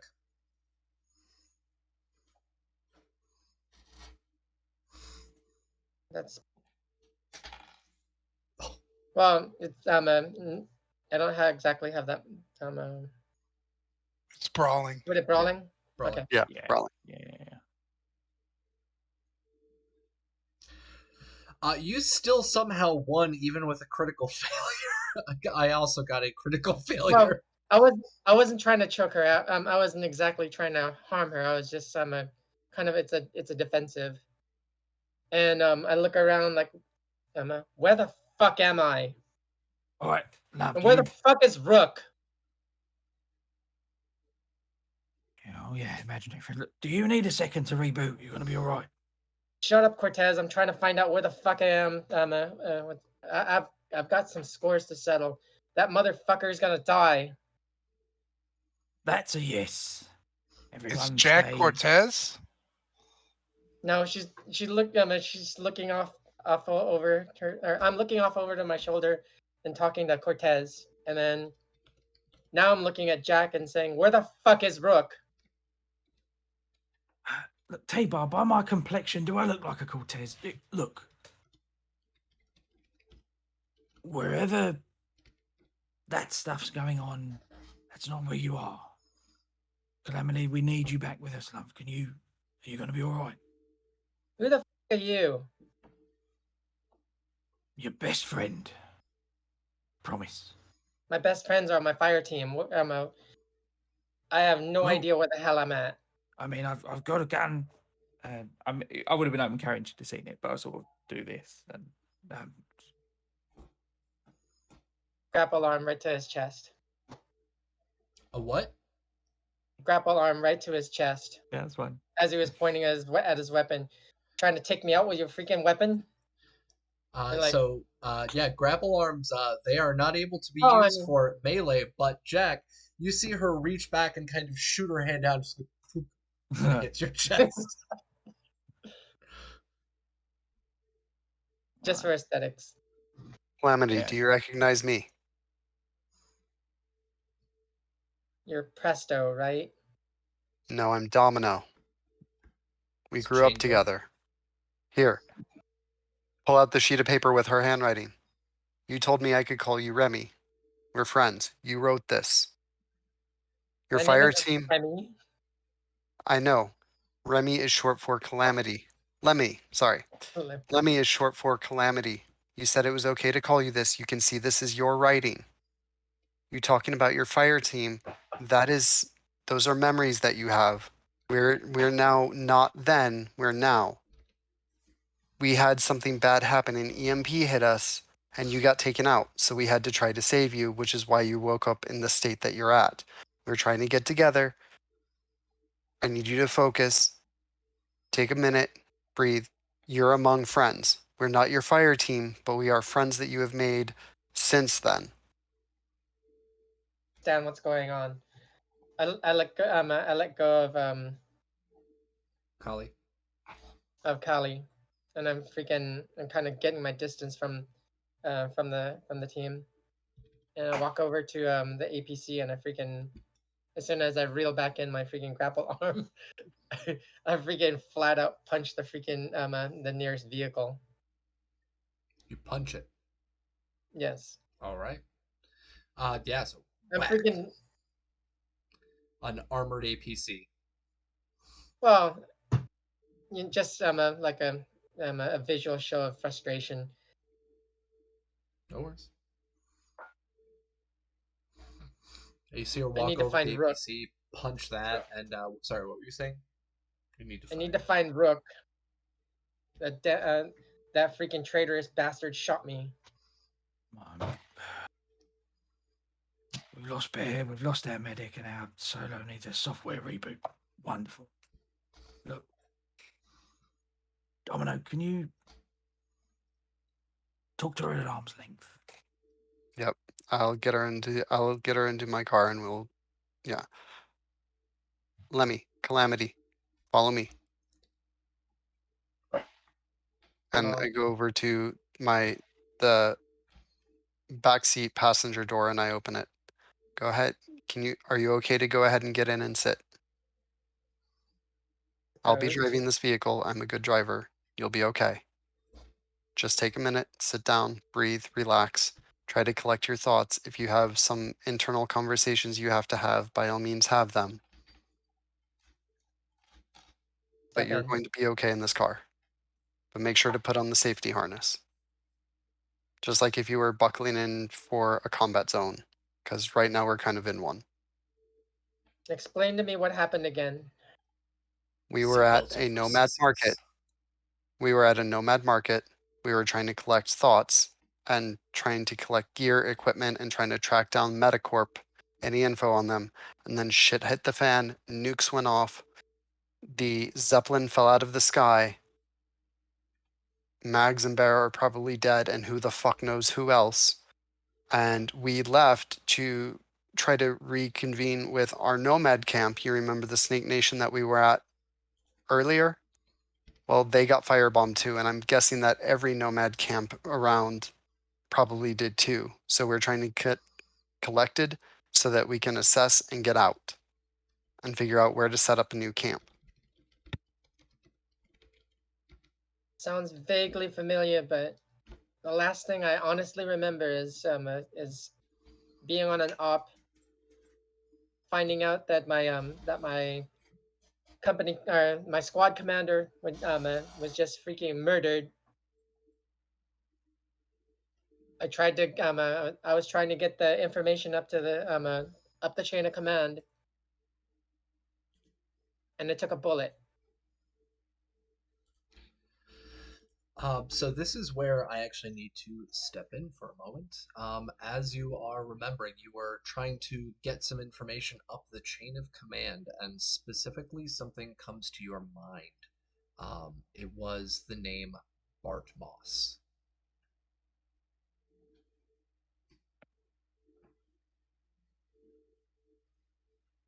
Something about yeah, something about someone named Bart Moss, and there's Hold something. on. Hold on. Hey, Jack, you're old. Do you remember somebody named Bart Moss? The geezer that crashed the net. Yeah, I do. Holy shit. Where? Apparently, when Calamity got shot in the head, she had information about Bart Moss. That's all she remembers right now. That's not the only thing. I found Oh, what something else? else. I found Come over something here else. to hear this, because you'll know more about it than I will. You're I old. found something else out. Found some sort of I found out some sort of dealings. Like the captain relayed some message to me before he was murdered. That this group that you're telling me we were inquiring about medical was Yeah. had some shady dealings with Militech. They were running some back end deal and to try to destabilize the Nomad nations. Fuck. As she's listing out that information, she says that it had to do with Militech.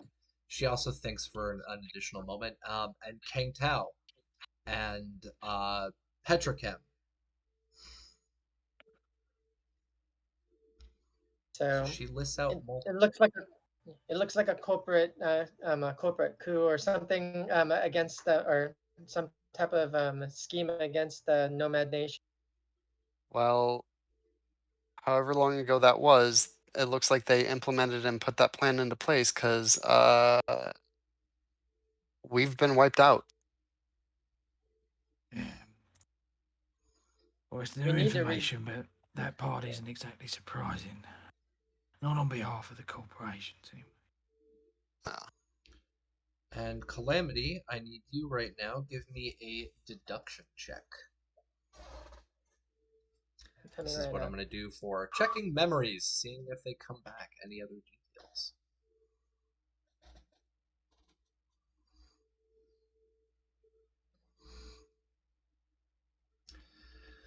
Okay, so an 11. Right before you blacked out, right before you went dark, you heard somebody mention the word golf as you were getting Golf. shot. Golf. You're not sure what that means, but those were the letters that you heard was golf. I relayed what I heard.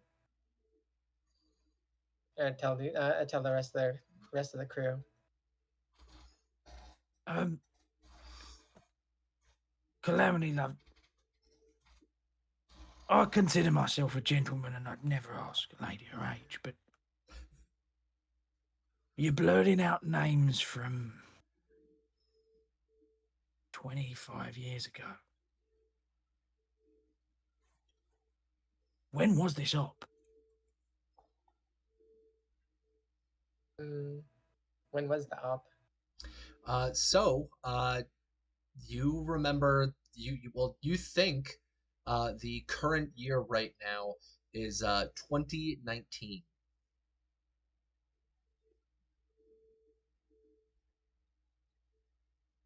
So that's the year I think it is right currently. Yep. Okay. 2019. It's 2045. Yeah, I'd be a hell of a lot more handsome if it was 2019, believe me.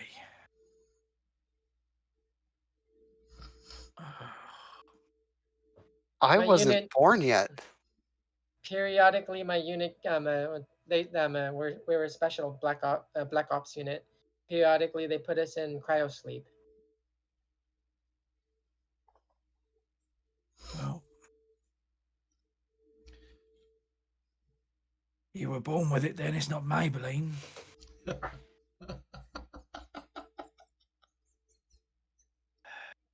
Jack looks at his own hands for a second. A little bit Would've of been nice. background information to actually wrap this up to our session 0. If you folks remember, Calamity and Mags were related. Mags, if you folks remember, was late 30s, early 40s, didn't exactly know specifically what her age was. Calamity was older by a couple of years and had left Mags quite some time ago. And I don't know if it matters, but I think I would have been serving Militech at that time too. Yes. Because I fought in the Fourth Corporate War. Yep. So you know these names she's dropping. You don't know what she means about Bart Moss, and you don't know what she means by golf.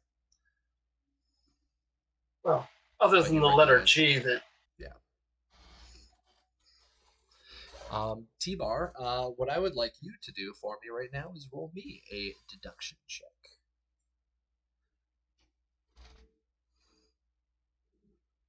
T-Bar is not very deductive. It's all right. It's just a memory check, pretty much. There's no roll for remember. So just trying to do a deduction, putting the stuff together. So when she says golf, there are a couple of things that specifically come to mind because you were in the Fourth Corporate War. You of course had commanders above you that liked to go golfing.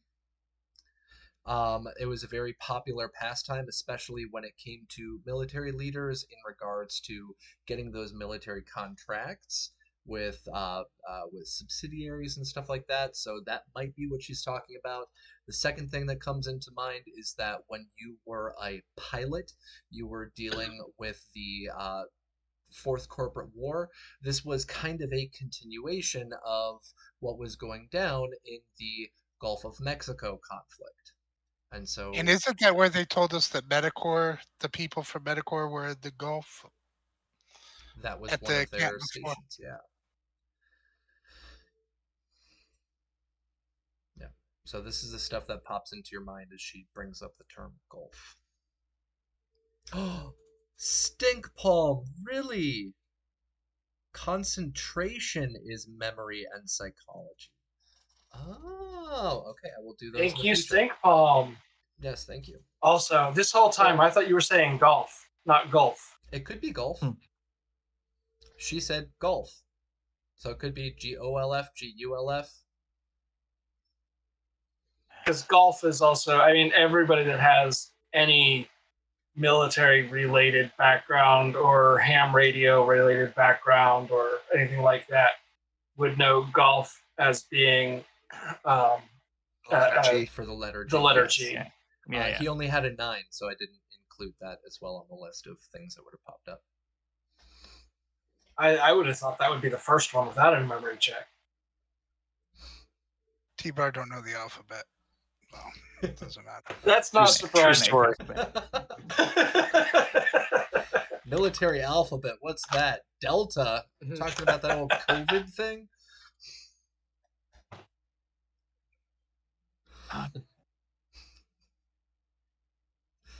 So yeah, that's what comes to mind, T-Bar, while you're listening. Jack, So I you guess definitely while we're recognize Bart Moss. talking, I guess, do we have all the survivors now from Yeah. the camp? Are they mostly here? I guess I'll turn to look to everybody like, so now that Calamity's back working and we got all the survivors, what are we going to do from here? Where are we going to go? You start dropping names like Bart Moss and things get sticky. Silverhand might have nuked a city, but Bart Moss broke the world.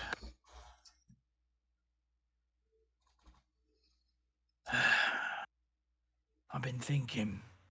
They got Bear. They got Max. Wait, where's Max? Yeah, sorry, Clem. She's gone. Do we have her body? No body. It That's appears. not confirmed. With that, Domino goes around and gets in his driver's seat. Who made the call? Not Emma. To not go back and not to go back and get Mags. I did, because that's what she would have wanted. Red Cross. Beat me to it. Yep. Red Cross right across the jaw. Yep. Domino takes it and lands on the ground and doesn't get up. So, Vampire, Mojo, can you roll me a perception check while Jack and Domino, Remy, and T-Bar are paying attention to Calamity? You're there kind of overseeing the situation, so roll me a perception.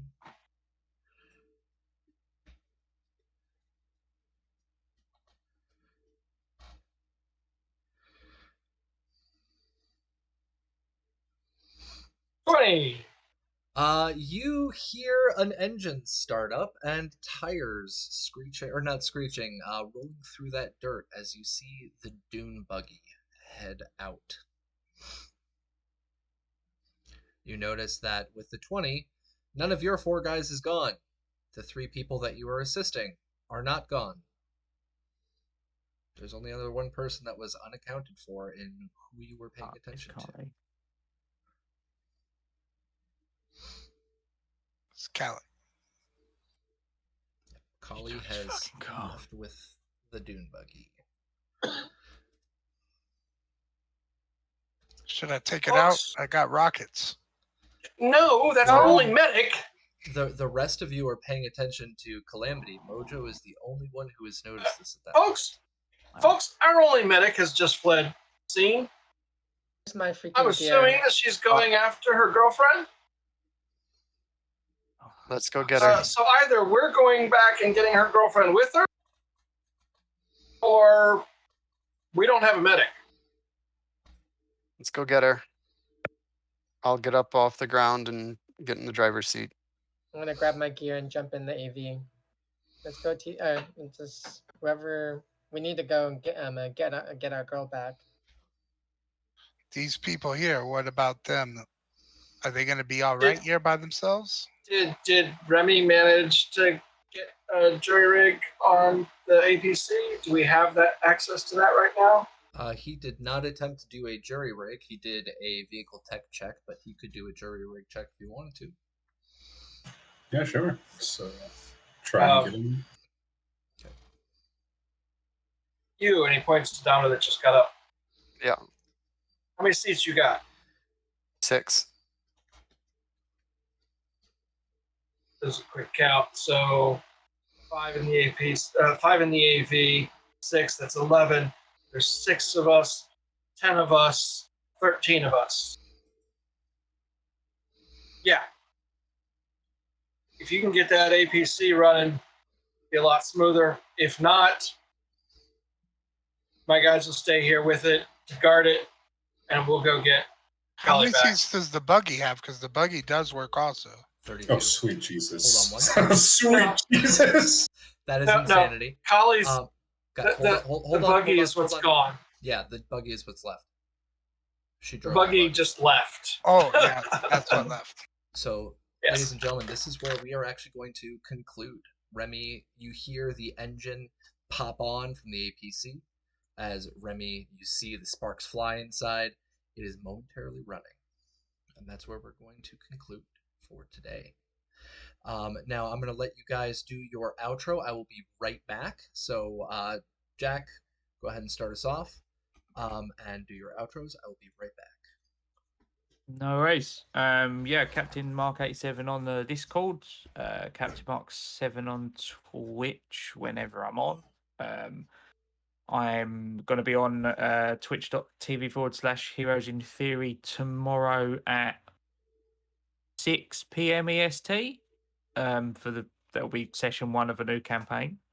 It should be good. The guy running it's a chap called Lee, who has put an obscene amount of detail into his homebrew. Like, I've never seen a homebrew this detailed, and I've been playing D&D for a long time.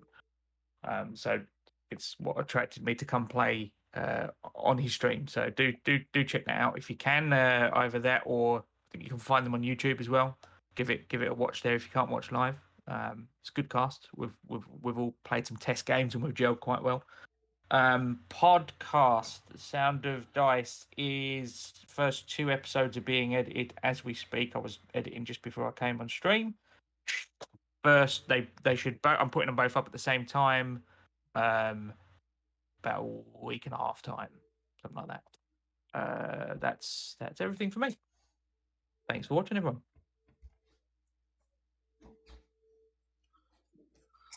Chuggy.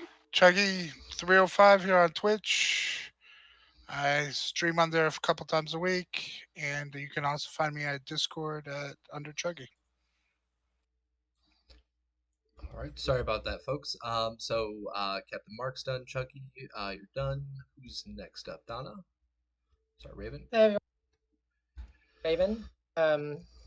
Raven. I've had the pleasure of playing your solo for this evening. You can find me on Instagram, Twitter, Twitch, Discord at Doña Trece Cuervo. Thank you. All right, thank you. Johnny Drupp? I'm Johnny. I've been your tech for the evening. You can find me on Twitch at Other Sandman 3096, as well as SoundCloud at Arxen, and you can also find me on the Cyberpunk Uncensored Discord at Johnny Drow. Perfect, thank you. Vampire Bites? I'm Vampire Blight. I've played the Rest in Peace Mad Mags Medic. F in chat for Mags, please. And now I've picked up with Mojo the Lawman. And you can find me every week here on Saturdays. And starting up in October, I will be running an alternate universe Cyberpunk Red game. The Probots versus the Robophobes. It's going to be an alternate universe Cyberpunk Red game. I know so far 2 of my players, Violent Neon, will be joining me, as well as one of my former players from One Shot at a Time. And in the meantime, I might be streaming Life is Strange True Colors starting Thursday night, potentially. So look forward to seeing you there. Cool. Thank you. And Violent Neon, go ahead. I am Violent Neon, your resident driver, and you can find me here every Saturday and on Cyberpunk Uncensored's Discord at Violent Neon. Awesome, thank you very much. And ladies and gentlemen, sorry about randomly running away really quick. Just need to take care of something. I have been the GM for today, Capricious Nature. We have our 5 original cast members and new cast member, Mojo, together now. And it looks as if they're going to be chasing down Collie, who's run off with that dune buggy. That is where we'll be picking up next week. I hope all of you have a wonderful remainder of your weekend, a wonderful week, And we will see you all here, same bat time, same bat channel. Cyberpunk Uncensored goes Nomad. Bye, folks. Thank you, everyone. Bye.